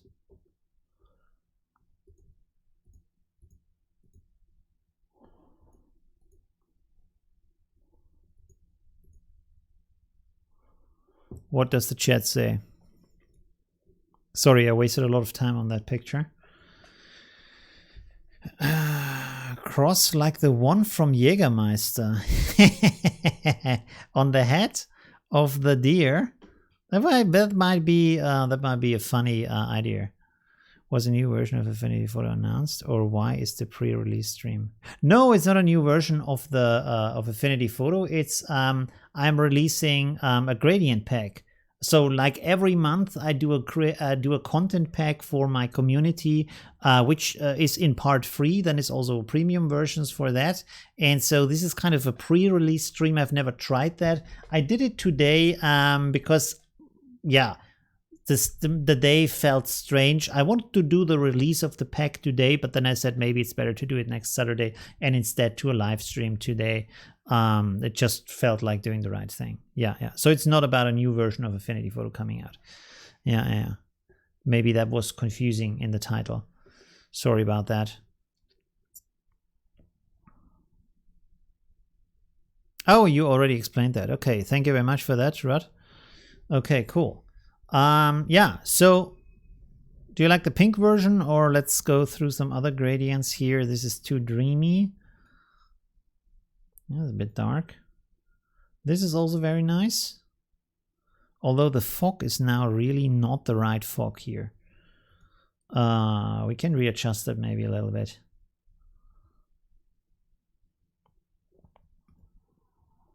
Is this the fog? Oh, the Winion is on the fog. Why? Okay. So let's maybe, I want to put a mask on that real quick and then just reduce this a little bit here. It seems a little bit too intense. And then I really want to finish this picture, so we go on to the next iteration, because actually this should be, like I said, a pretty quick process, just like testing around with different artistic ideas without spending too much time on the individual creation.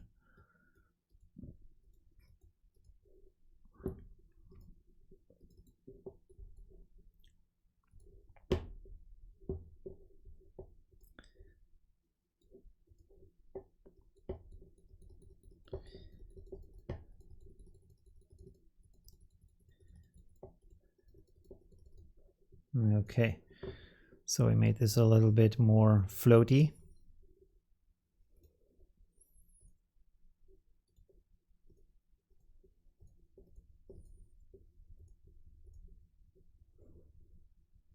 That's kind of cool too.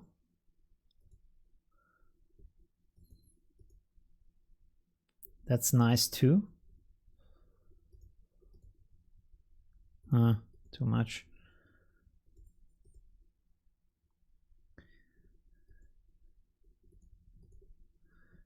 I actually like the versions where you have like this warm foreground and then it's kind of this darker background, where you have like, and it looks like the deer. I feel like if you look at like this, where you have the warm foreground, the darker blue background, that that the body of the deer is turning into the other direction. It's looking into the forest.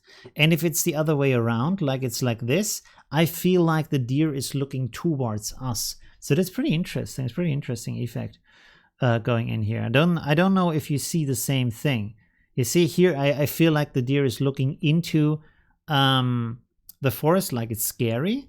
And here it's looking outward of the forest like it's part of the forest looking at us. Yeah, so that's pretty interesting. Which kind of version do you like more?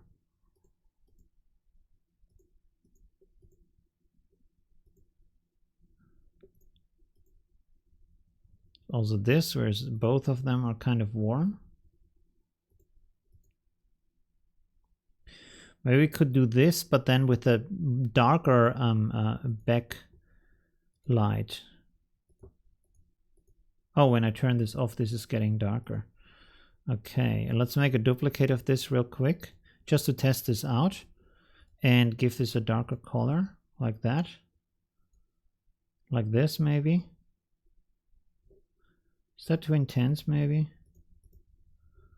We can reduce it a little bit.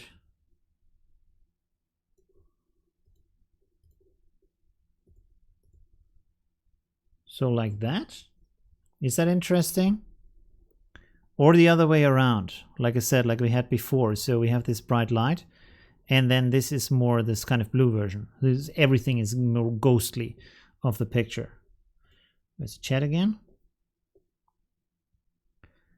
Chat says nothing. Come on, guys, say something. Okay, let's go with this version, and let's save that. Save, and then let's make a new version. Save as forest 0.3. How long have we? Oh God, we are at 2 hours. My God, I have spent a lot of time on these pictures. Okay. Whew. Okay, let's work on some more versions. Actually I just wanted to stream 2 hours, but let's go a little bit more. This is fun at the moment. Oh, I deleted everything. That's not a good idea. Let's just delete the stuff here. Wait, just delete the stuff here. Like that. Okay, cool. So should we do another version with this picture here? Let's start out with just a disk and a radial gradient. Put this in the middle.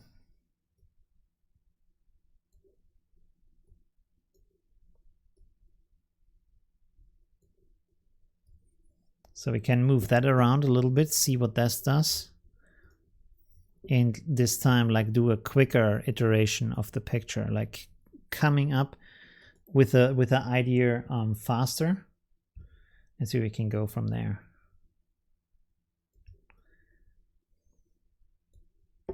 Also, if you have some ideas you want to try out, you can put them in the chat, and we can think about them. Is that good? Is that interesting? Maybe put the light to the side here.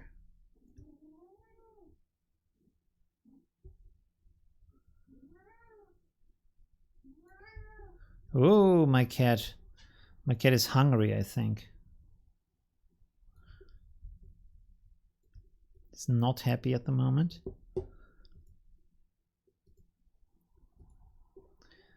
Let's reverse this.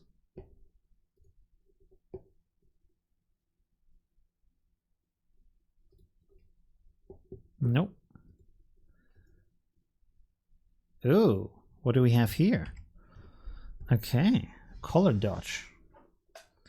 It's also interesting. This is soft light we have before.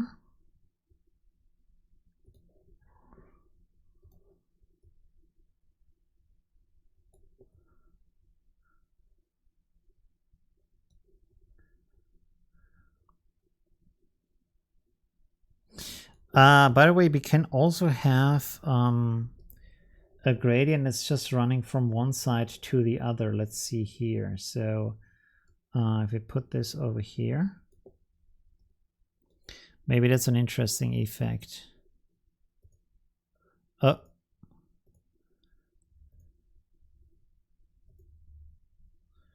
Although with the radial one, it was kind of good.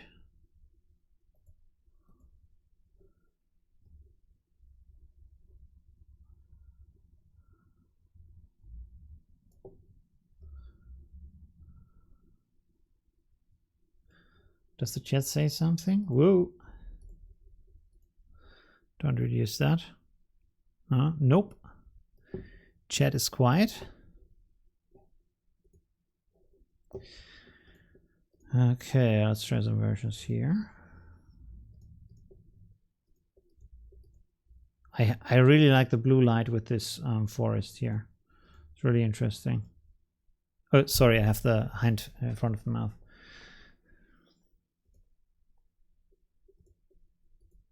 Let's go in a different direction and use this pink light, so we don't do the same thing over and over again. There's the gradient tool.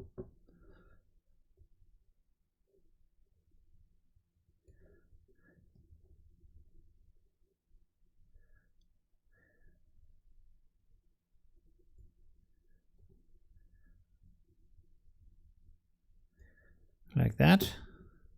What's the chat say? Hey, San2K, thank you very much for joining the chat. Have a good night, bye, or a nice day, depending on where you are on the globe, basically. I see a lightning bolt or some flash coming from the light source in the back, swirling around the trees and setting the bushes on the left on fire. Wow. That is some intense. Yeah, okay, but we can work with the flash. Why not? I really like pictures with the flash in them, so let's do that. Or lightning. Let's go, and it doesn't do anything. No.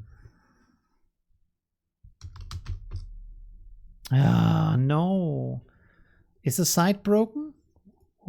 I hope it's not my internet. Something went wrong. Okay, that's never good. I hope it's not my internet connection, but it can't be, otherwise I wouldn't see these pictures. So, okay. I may have still some lightning pictures on my drive. So let's check this out. I should really build up a collection of these, and also have to lift my cat out of the room. There we have it. There's some lightning here. Okay, so this is a good starting point. 1 second, I will leave my cat out of the room, and then I'm back in a second. Oh, Lucy, komm. Mama. Ja, Mama. Komm, Schatz. Will du was essen da? Ja, okay. Oh, okay, I'm back. Good. Let's work with this real quick. So again, the good old blend ranges trick. Bloop. Put that down, put that over here. No, that's not good actually with this picture. Let's leave it over there. And this is already pretty nice. Well,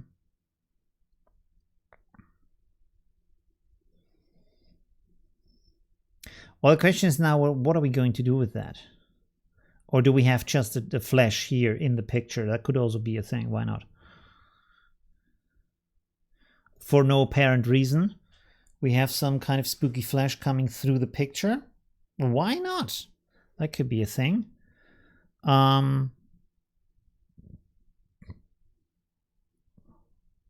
We could try to paint some light onto the trees here where the flash is coming by. Let's give this a chance real quick. So let's set this to recolor and then set it to the same brightness and color as the flash approximately.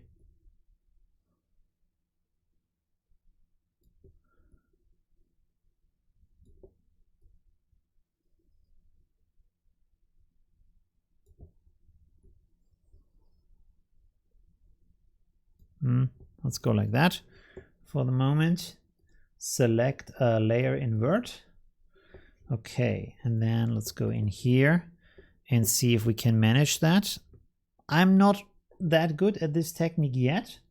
I have to do some more training to really get a better grip on these kind of light painting things, but it's always good to learn. So let's set this a little bit brighter here and set this to white. I think it has to be white, right? Wait a second. Yeah, that's good. And I painted on the wrong layer, of course.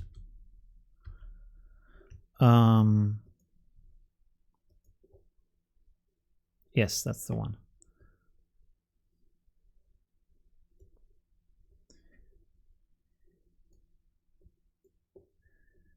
Okay, and then, well, let's just paint in the light as it would flow around these things.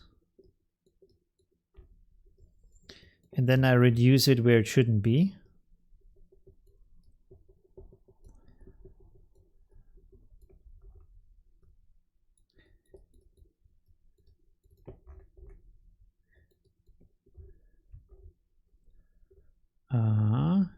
Okay, so let's set it to black and then make it hard edge, smaller also. And then we reduce the things we don't need.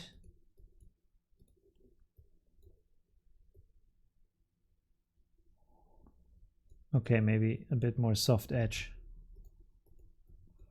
I just want to give this a try. If it doesn't work, so we do something different. But for now, let's just...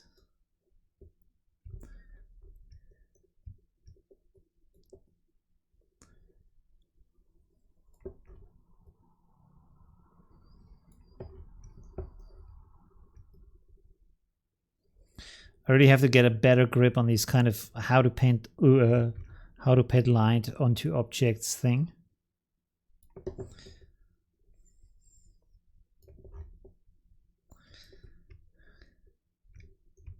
It's not that hard, but you have to exercise it a little bit. That's the thing. Okay, that's not good here.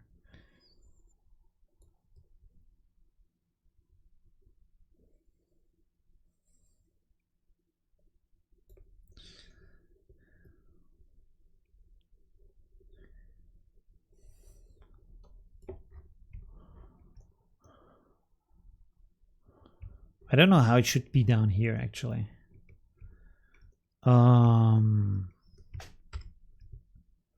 Let's set this to another blend mode because this doesn't look very good.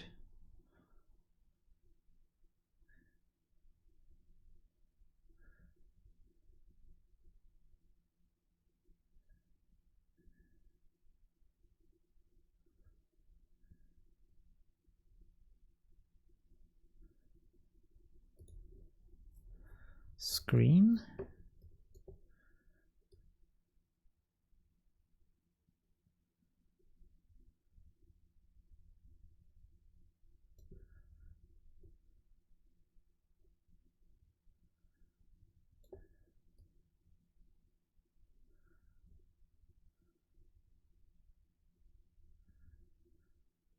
Yeah.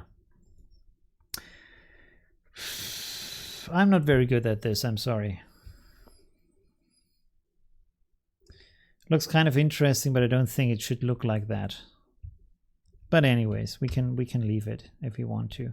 By the way, should we maybe do it so that the flash is going behind that tree here? Would that be interesting?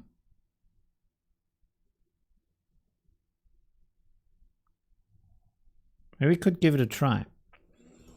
Let's make a mask on this one. And this changed it considerably. So this is something I don't understand about Affinity Photo, why an empty mask is really having this much of an effect on a picture. It's kind of strange. So we can do it differently. Let's put this into a group and then put the mask onto the group. And you can see this doesn't have the same effect. So now we can go in here. But I think you can see here, if I reduce this, then the effect is also this, the rest of this thing. It has a huge influence of the pictures also reused. So this doesn't really work the way I intend it to do. So that's not a good idea. But we can do it also in another way. Let's delete the mask, put this out here, delete the group, and then we have a pixel layer on top of that. And technically, I should be able to just, let's take a brush and just color pick here. From here, maybe. Let's see what happens if I now paint over that area.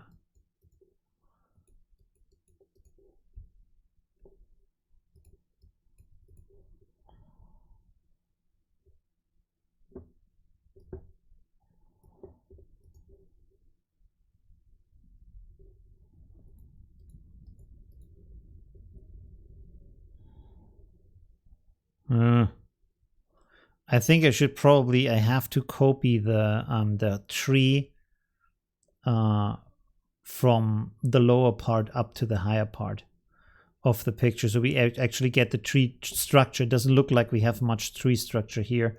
I mean, you can probably also paint it in, but let's see. Let's make this a little bit, reduce opacity.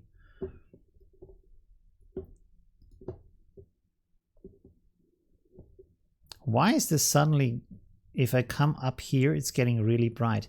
Because I'm in screen mode, of course. Okay, let's set this to normal again.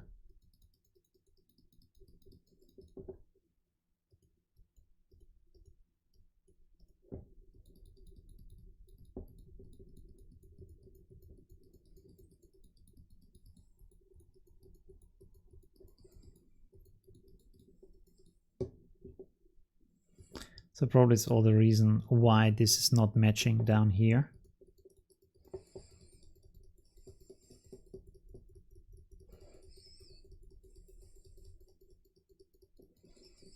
So this already looks a lot better. Although I'm not sure if this is kind of, does this look cool? Is this something, or is it like boring? Where's the chat window? Here we go.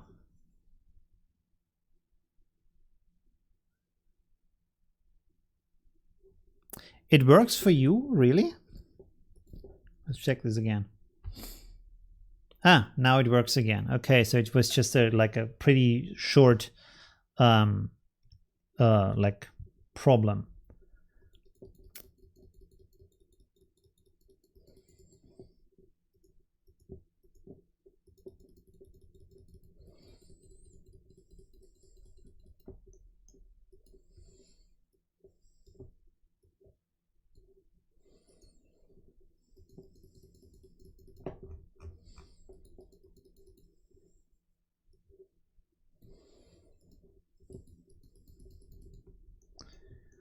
Okay.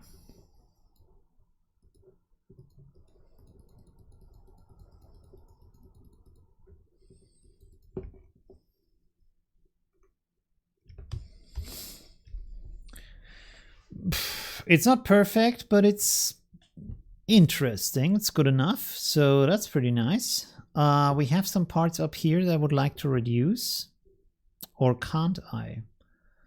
Well, maybe let's leave them in. So we have some little arms coming out here. That shouldn't be a problem. Okay, cool. Pretty nice. One more thing we could try here, although this would probably change the complete picture. If I now, let's make a duplicate of this real quick and hide that. And if I now make this like I wanted to do before, where we have a very thin selection of our flesh.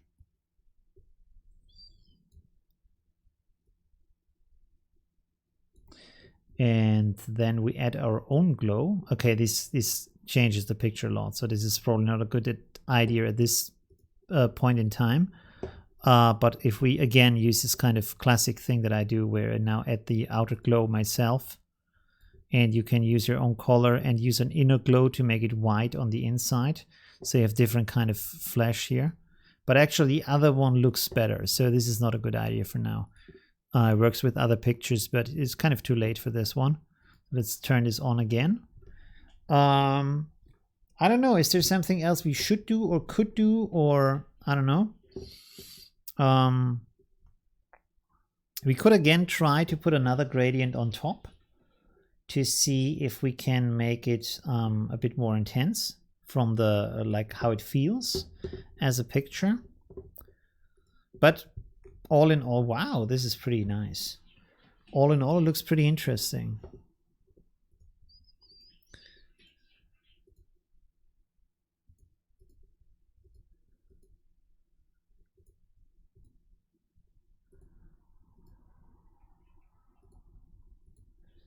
Okay, so my cat wants back in. 1 second, I'm back in 1 second. Sorry about that.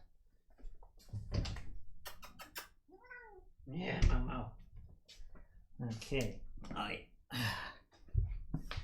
Good. There we go.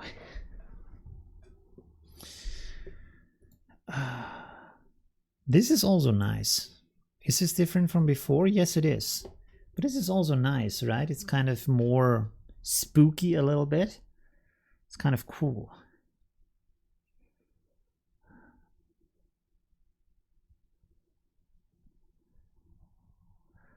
I'm just thinking if there's something else we could do here.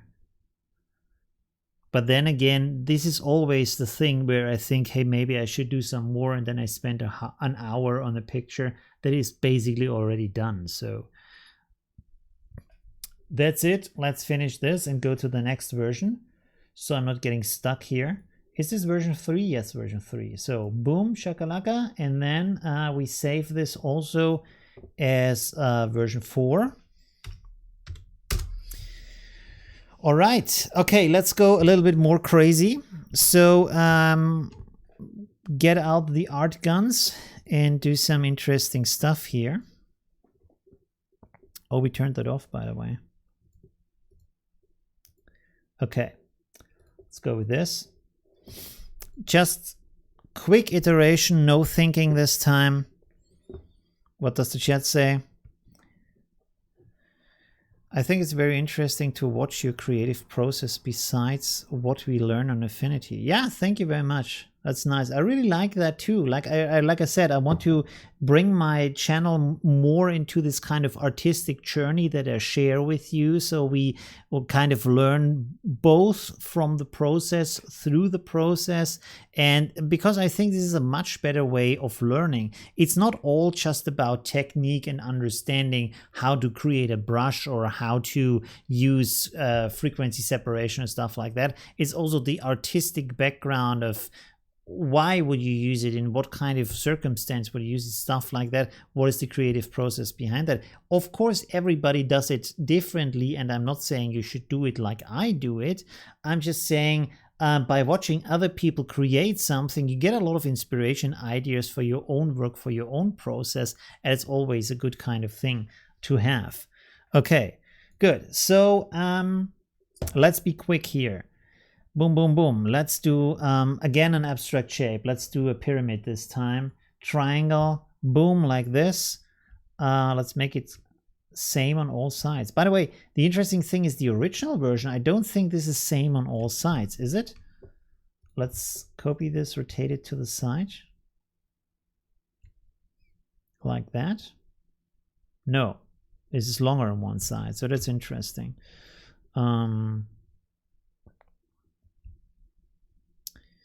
Do we have some math guys here who can tell me how I would make this same on all sides? Or we could just like, let's go with this. That looks good. Okay, so what I want to do here is I put this in the middle. It's very easy composition. I hope it's going to be powerful. If not, it was worth a try. So we do this again with the glowing shape, like before, same, but different. Again, the good old trick, duplicate it and make the shine of the lower one a little bit bigger, the radius. Let's set this to 120 maybe. And again, make it blue. So this is the same trick that we've used before. I will actually duplicate this again and then set this to screen so it's even glowier than before, as you can see. And so the next thing I'm going to do is I'm going to duplicate this and then set the fill to nothing and set the outline to white as a line. Let's see. Let's make this a little bit bigger so we see the line that we create here.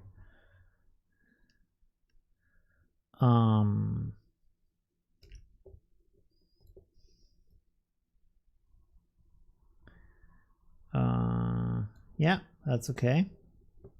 The only problem I have now is that these sides are closer to it than the lower part. So maybe we have to do it like this. Okay. And now let's see if we duplicate this with Control and G, like Jeffrey. Ah, yeah, okay, that works. So we have this tunnel effect again. Okay, cool. And this is maybe a little bit too strong and also a little bit too not so cool. So let's undo this real quick. And maybe rotate this a bit to the side.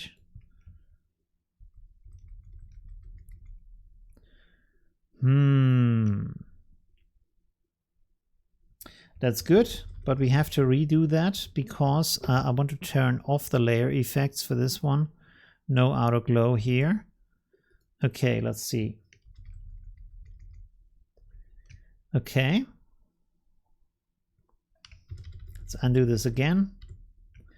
Rotate it a little bit more so we maybe have a little bit of overlap here. Actually, it would be cool if the sides are all touching. Not sure if this works.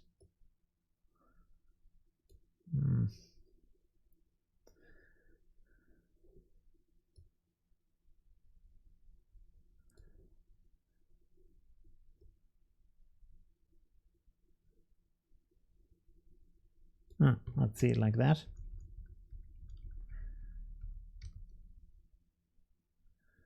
Huh. We need some more.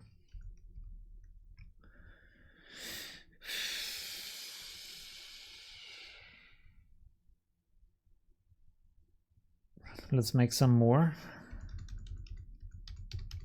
Okay. Let's put all of them together in a group. And then we can zoom this a little bit in. This is why I created more than I needed. Oh, wow, this is really big.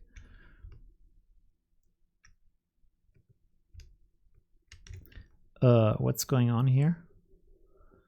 This is not the center point I want to have. Sorry, 1 second. We need a center point down here. Okay. So let's zoom this in. Why is it changing the shape? Oh, okay, now it's not changing the shape.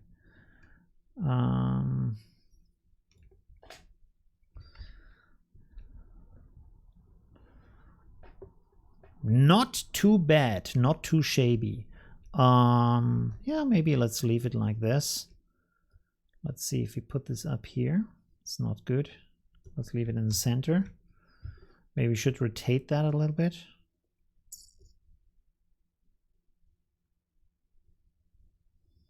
Maybe not. Real quick, let's see what happens if I duplicate the group and then rotate that. Probably have too much lines then, but we can still have it, check it out. Let's go like that maybe. Nope, that's not good. Okay, so here's a trick I want to show you. That is an iteration of something I did before. So I want to have a gradient over the laser effect, which is also a part of the online course that is part of the gradient pack, by the way. So what I'm doing here is I'm creating a rectangle, and that rectangle has to be solid black. So stroke 0, fill is solid black, like that. and you set this below the group.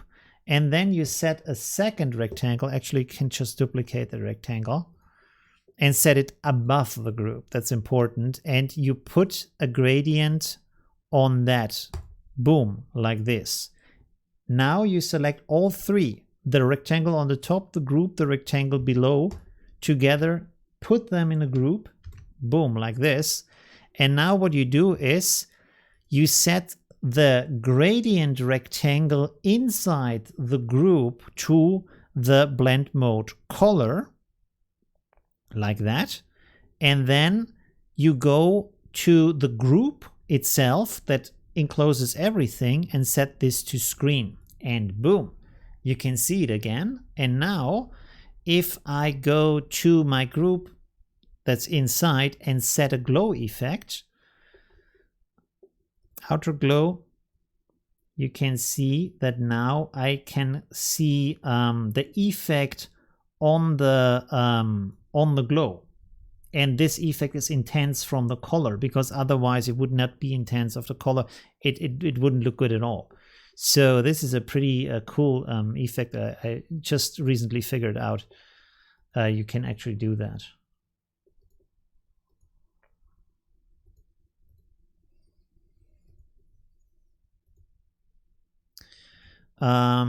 Maybe do it like that, but then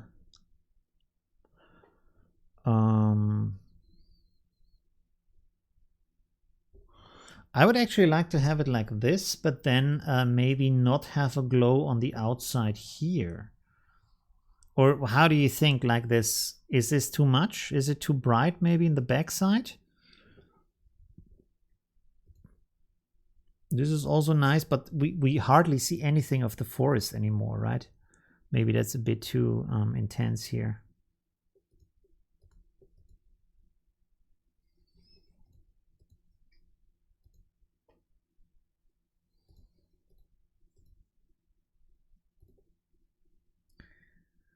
I mean, this is really cool, but is it too much? Too much going on. Let's go into the group. Where's my first triangle that I had? I think it's down here. Yeah, these two.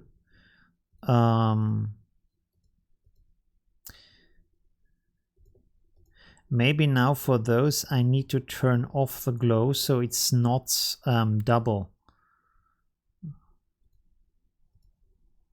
Is there a glow on here? No, there's no glow on there. So I think this is probably a little bit better. Yeah, so it's not that glowy on the inside. Thank you, Jeff. Okay. Yeah, it's a bit intense maybe.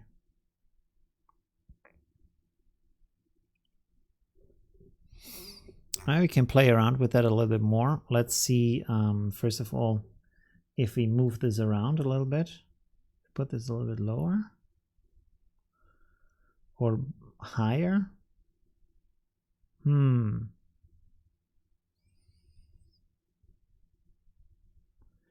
we maybe put it up here?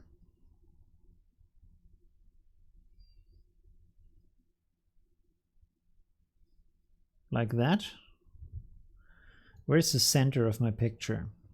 This is the center. So if we put the pyramid here in the center, and you can see here we now have an edge. The reason for that is the rectangle in here and the other rectangle down there. So we have to adjust that so it fits again over the picture. First this one, and then also the black rectangle. And you can see the black rectangle makes that we don't see all of this stuff, just on the glowing effect of the line. So yeah, that's actually, like, I would say pretty cool. Maybe the glow is a little bit too intense. We can make that a little bit thinner. Why? Oh, okay, the glow is on here. I was like, what the hell? But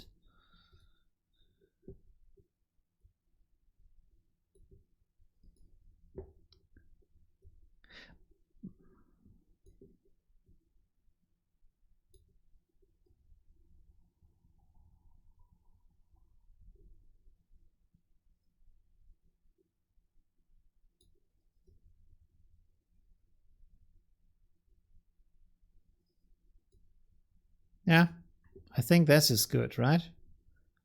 Like that. I think that's okay.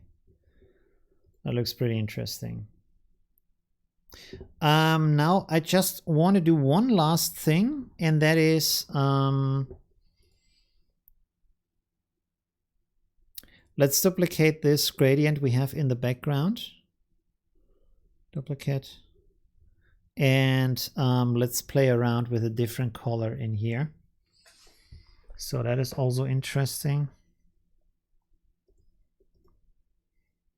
Just to see if we can maybe get a bigger contrast to what we already have. So it's separating a little bit more from the lines we already have.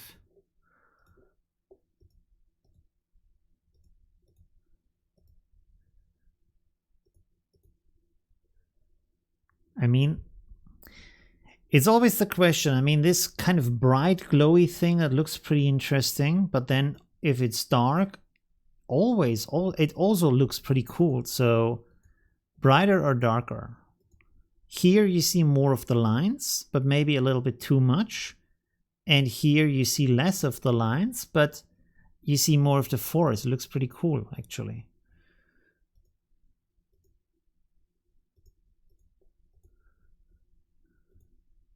Maybe we should really go like that. Let's turn this off. So this is without it. And I think in this case, the background and the lines are too similar. And the readability is like not really there.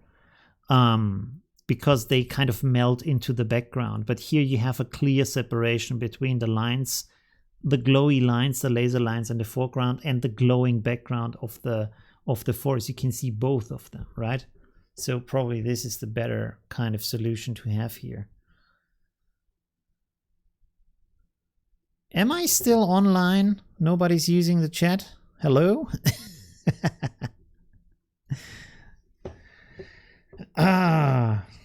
Okay. Okay, let's save this version. Have we said here 4? Yes, this is 4. Okay, good. Save. Boom. Okay. Should we let's make one more version and then that's enough for the streams for today. Save as number 5.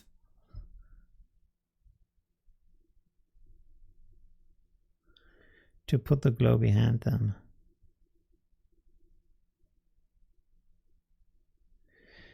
I was thinking about that, that some of the lines are behind the trees, but then it's a bit of the question of what is the structure of these lines if some of them are behind the trees. Of course, it would make sense if this structure is a lot behind, like further back, that some of the lines are behind the trees.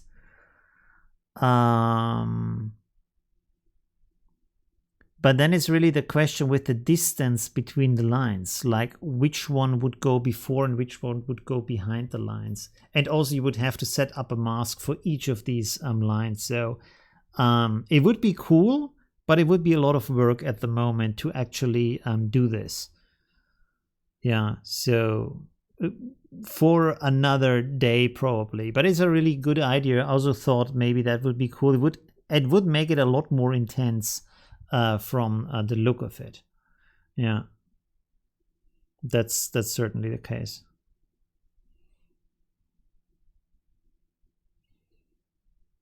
Okay, let's do one last version. Let's kick this here. Maybe we keep this kind of blue forest. I really like it. And maybe we can now try around with a version where we have something before and behind the trees. Maybe another abstract shape that is just stuck between the trees. We could play around with that a little bit.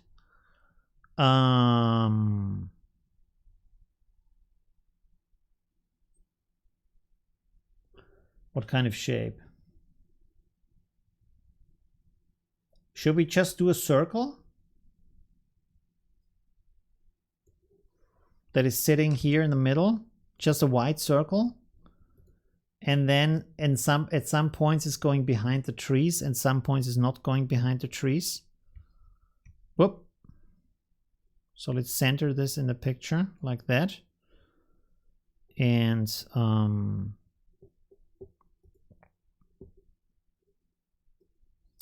but then, okay, if we put it behind that, that shouldn't be a problem. I can put a mask on that.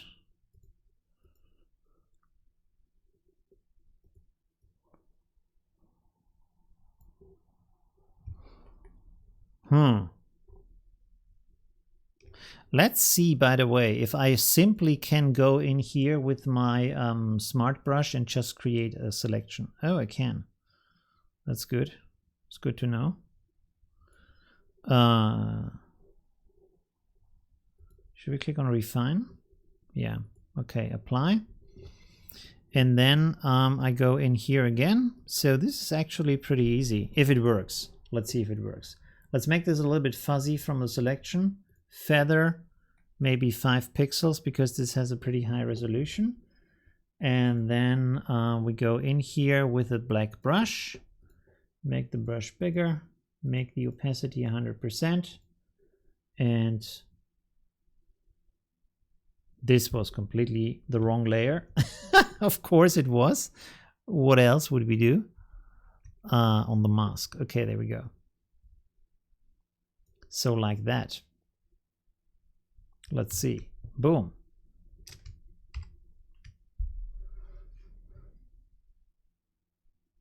And of course we have some glow around our good old disk here. Outer glow. Yes. It's kind of cool. Let's take the other 2 trees too. 2 trees too. That's interesting. What are we going to do here?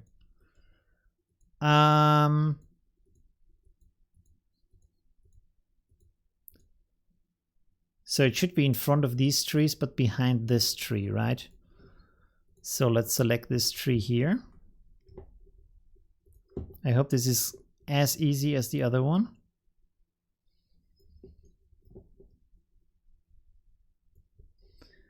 Let's subtract this.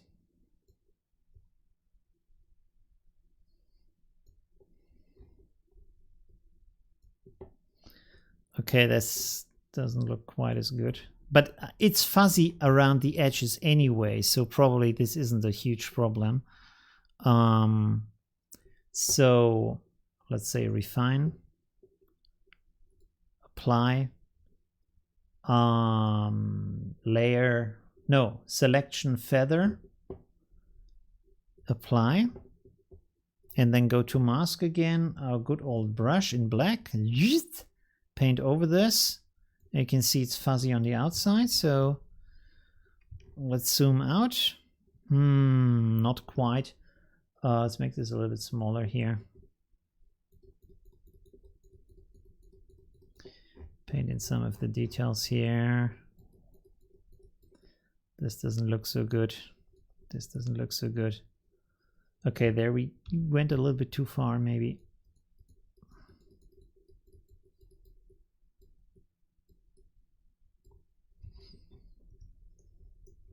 Why is this not doing what I want? Let's paint this in again and then reduce it again.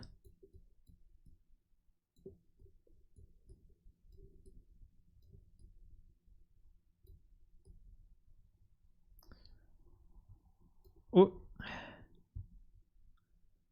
Okay. That looks pretty good. I would say that looks pretty interesting.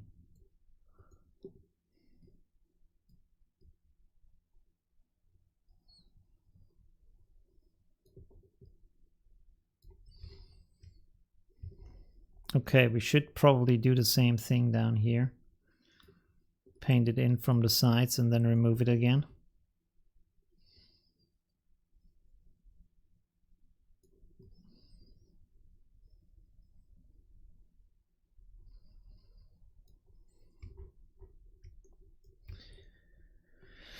Okay. So we have the first thing set up. I want to duplicate this now. and set it like, actually we can leave this on top. And then if we remove the mask here, this has an effect. Why does this have an effect? Oh, of course it has an effect.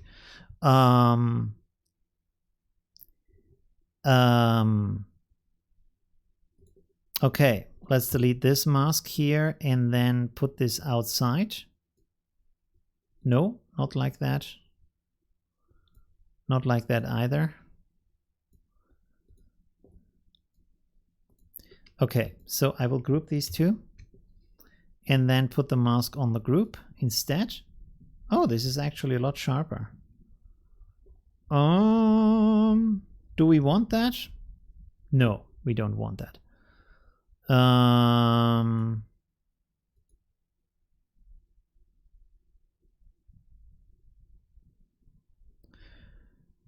Let me think for a second. Okay, I will turn off the glow for both layers and then add the glow to the group just to see what this does. Okay, so that's pretty good. But what I actually want is to have another disk in the background with a lot more glow on that. So let's see if this does. Let's work. Let's do like 400 here. Let's do 600. Is this the same disk? Oh, this is the same disk. Okay. 1 second. Okay, so this is turned off. Let's make a duplicate of that. Go to the lower disk, set this up. Let's set it to 800. 800 from the glow. So this is really strong. And then reduce the intensity of the glow.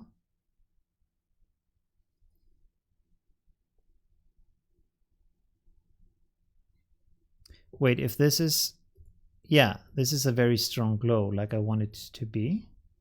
But then the mask is a bit too short and too grumpy down here, so that's not good. So we have to paint that in two onto the mask. It shouldn't be a problem at all. Let's go to white. Paint this back in here. That was very bad. Why?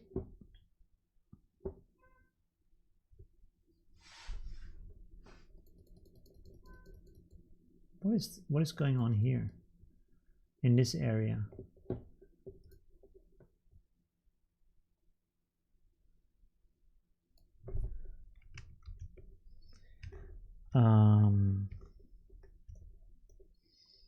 Okay, I think I need to reduce the opacity of my brush and make this down here like really soft.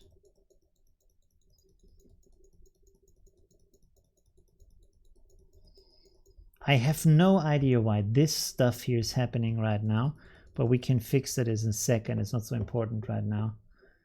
Let's make this a little bit bigger here. Okay, let's go over here, do the same thing. And then we also want to have it up here.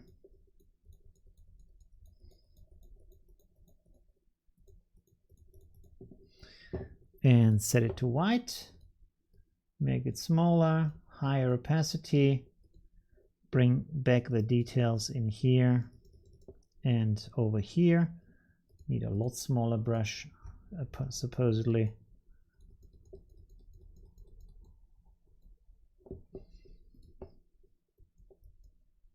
The hell is this? Okay. Quick fix. We just make a pixel layer and paint on with white. Because this is annoying me. So let's just fix that in the easiest way possible by just painting white. I think I need a bigger brush. Okay, reduce that.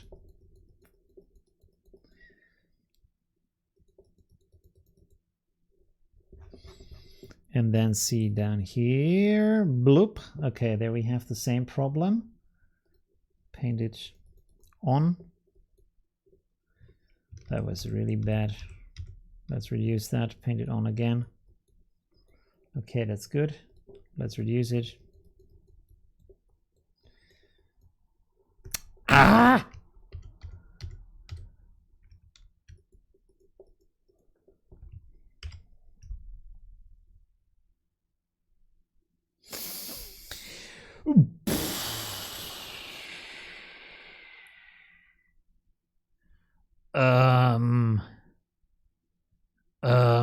It's always, yeah, it's almost nice, but it's kind of, why is this so, the tree became really thin. I thought we did good, but no. The hell? Okay, really big brush.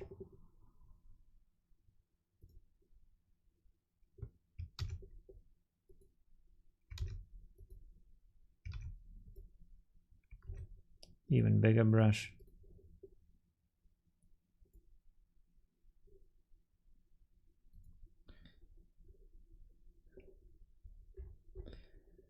And then, yeah, but that's not good. I have to reduce all that stuff. That's not good.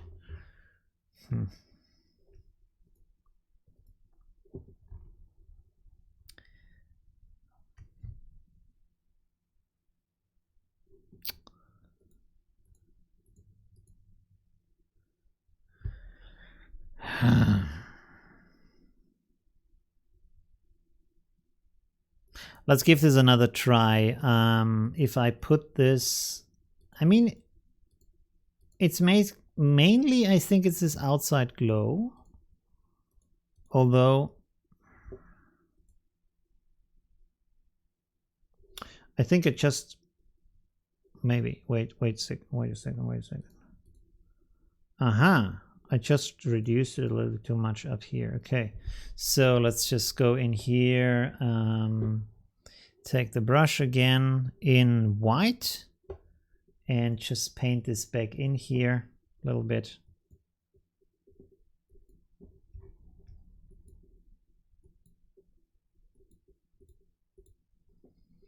Take it away in the middle, smaller brush.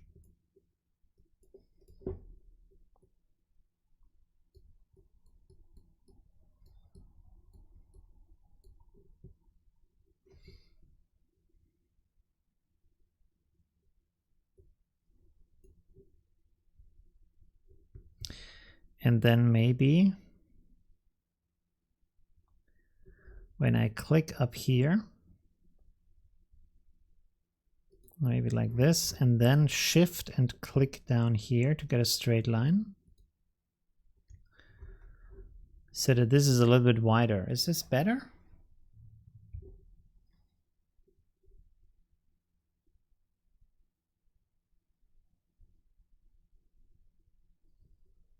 Yeah, balloon pushing against the tree, that's right. I don't know, this is like not so good here.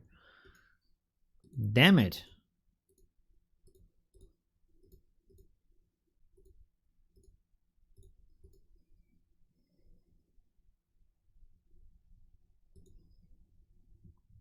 Okay, you know what? Let's quickly do another idea. Just to give this a try, I will, let's simply do a rectangle over these areas here. Let's convert that to curves real quick. Whoops, I shouldn't be in here. Let's reduce the opacity. No outline.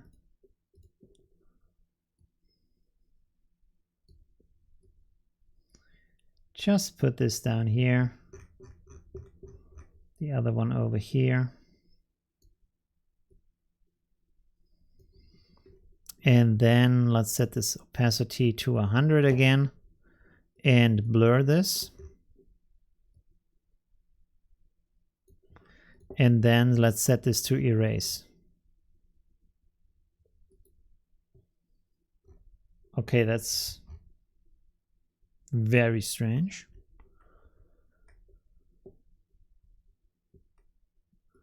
Set this in here. Oh, the mask is still on. What? Oh, okay.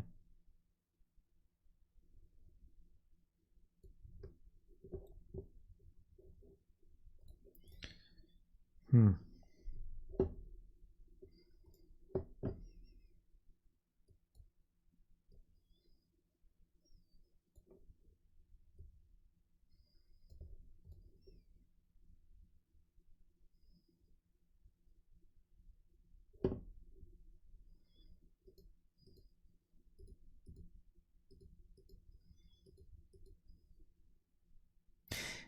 I don't get it. Is this a thing that Affinity Photo is doing? Why is this doing these kind of strange edges down here? You can see this. There's a line here. There's an edge here that's sticking into it for some reason. Not up here, although these are completely straight lines. Nothing should stick in here. It still sticks in here. This has to be something that Affinity Photo does. Because this shouldn't look like this. I don't know. I don't know what's going on. Here you have this kind of dent. The mask is off. It's not the mask. So you can see here, this is completely straight. Completely nice shine. And then I turn it on. Boom. There is a dent and we have some lines here. What? What's going on here? It's probably because of the glow from this guy here. The big guy. Where's the big guy anyways? But it shouldn't be like that. Oh, there's the other thing behind that, the pixel layer. But then it's even worse.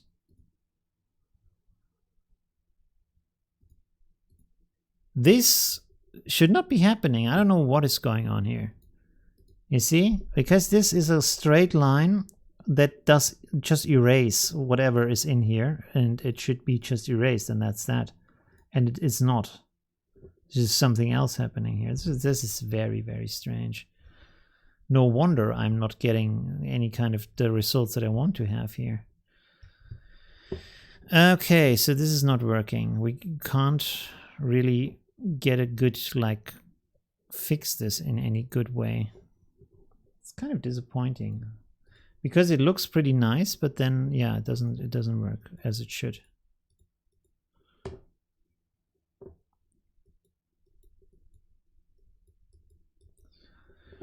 Oh.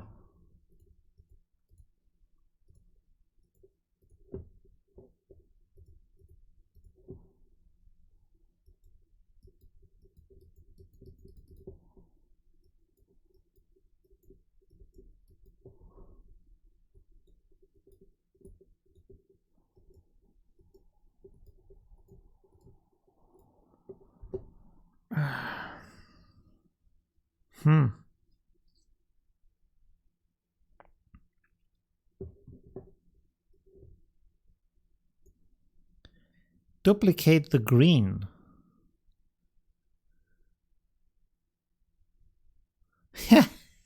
The title is really confusing. Yeah, it's for the gradient pack. I'm sorry. Yeah, the title is really confusing this time. Should we just leave it like that? It doesn't look like super good. It's kind of cool, but this is like really what the hell is going on here? And no matter what I paint on here or what kind of effect I use, it's still having this kind of strange dent in here. So I don't know why.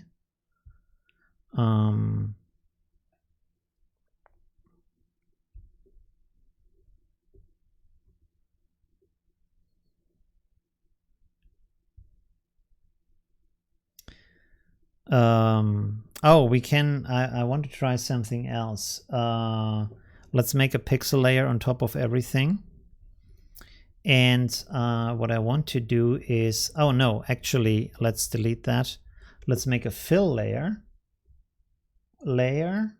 Fill layer. Let's leave that with black. That should be okay. I will rasterize that.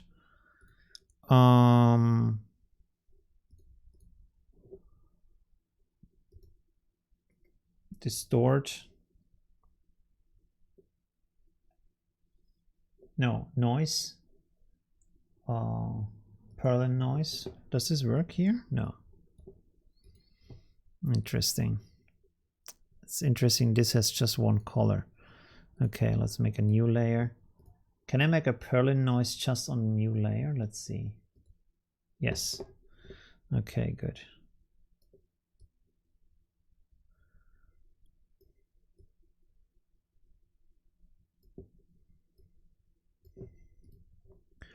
Let's apply that, put it on top.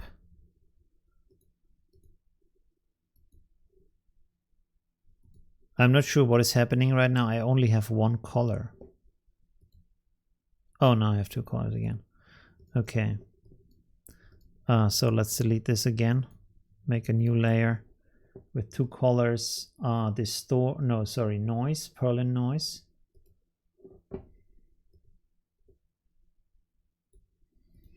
Apply. Levels. High contrast. I just want to try something real quick here. Let's put this in a group and rasterize. So it's just a pixel layer. Sorry. Okay, and so now what I wanted to do was blur and then zoom blur. Let's make this 300 pixels. Maybe make it 500 pixels. 800. 1000. Let's go with that. Apply. Oh, okay. Takes a little longer than I thought. Another blend mode.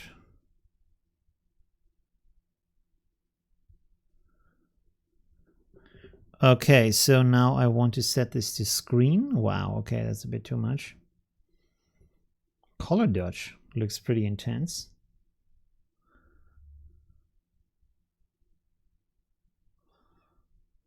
Aha, overlay. Overlay is nice. Okay, good. So this also kind of removes a little bit of like, doesn't like, how do you say? You don't look at this too much, like the little arrows here. So maybe that's a bit better. Let's duplicate that. And pull it outwards maybe. Rotate it a little bit. So we have some extra rays in here. Okay, cool.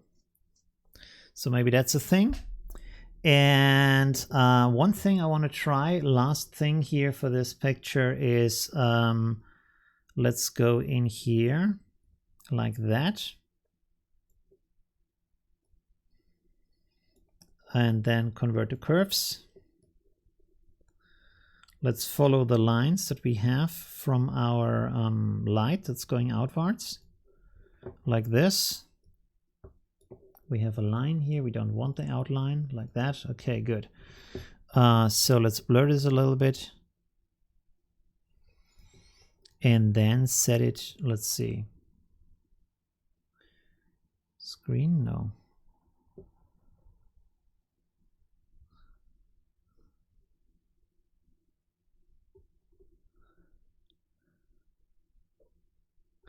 I thought multiply would be the right choice, but it's apparently not. Darken.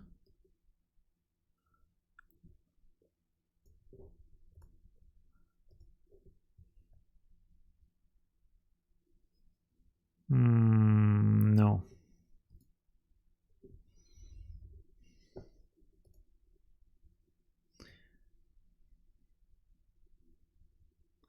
Should we maybe fill this with darker blue?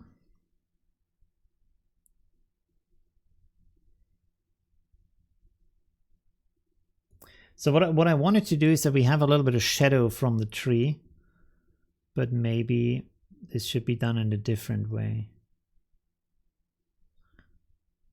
Although, I mean, the shadow can't begin at the, maybe it should be a little bit bigger.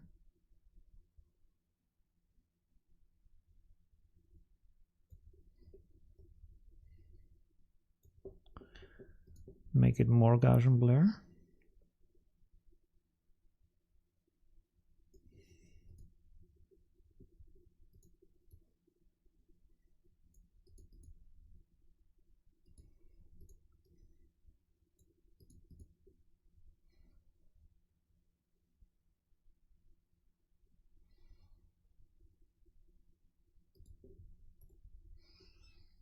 Is that a good idea to have this kind of like shadow thing here, or doesn't look that good, right? Maybe leave that out.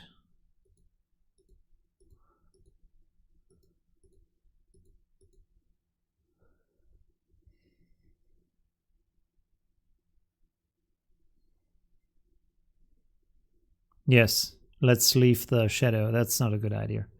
Okay, so yeah, I think this is kind of nice. Again, last trick, putting vanilla pudding, chocolate pudding. No, to put another gradient on top of that to bring all of the other elements together. Let's see if this does something or if it's just not good. And okay, I'm in the wrong. There we go.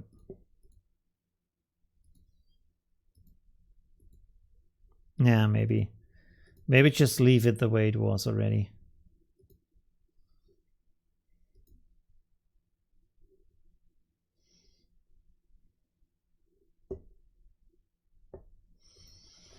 Wait a second.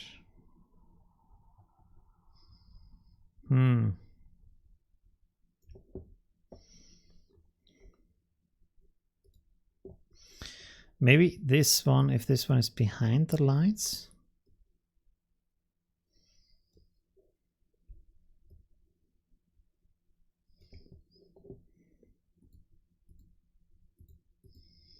So again, that we have kind of a difference between the foreground and the background.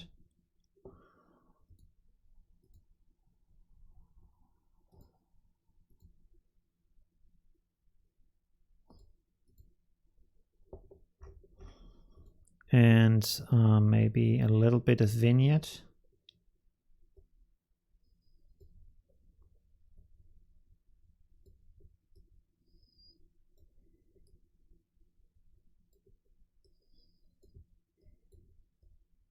Make this a lot darker. On the outside here, reduce the opacity again. A little bit softer.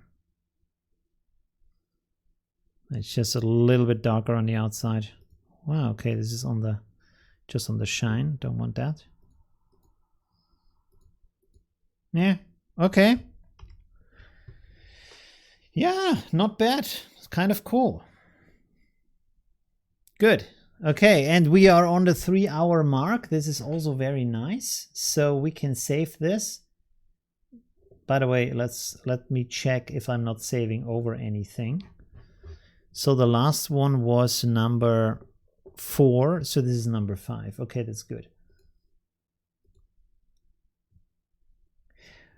All right, that's it. I would say we have done some interesting stuff today and also looked at the gradient pack. Let's have a real quick look at it again. So it's 90 different gradients in 2 variations, which is linear gradients and then also the same gradients, but in a radial version. You can see you can do some really interesting stuff with that and like sketch and put out ideas in a very quick manner.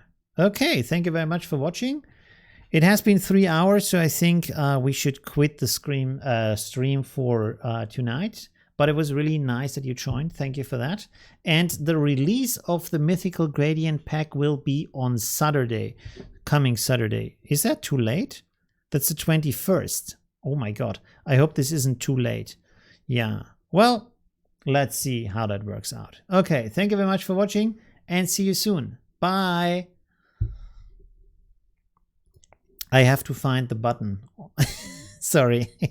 There you go. Bye.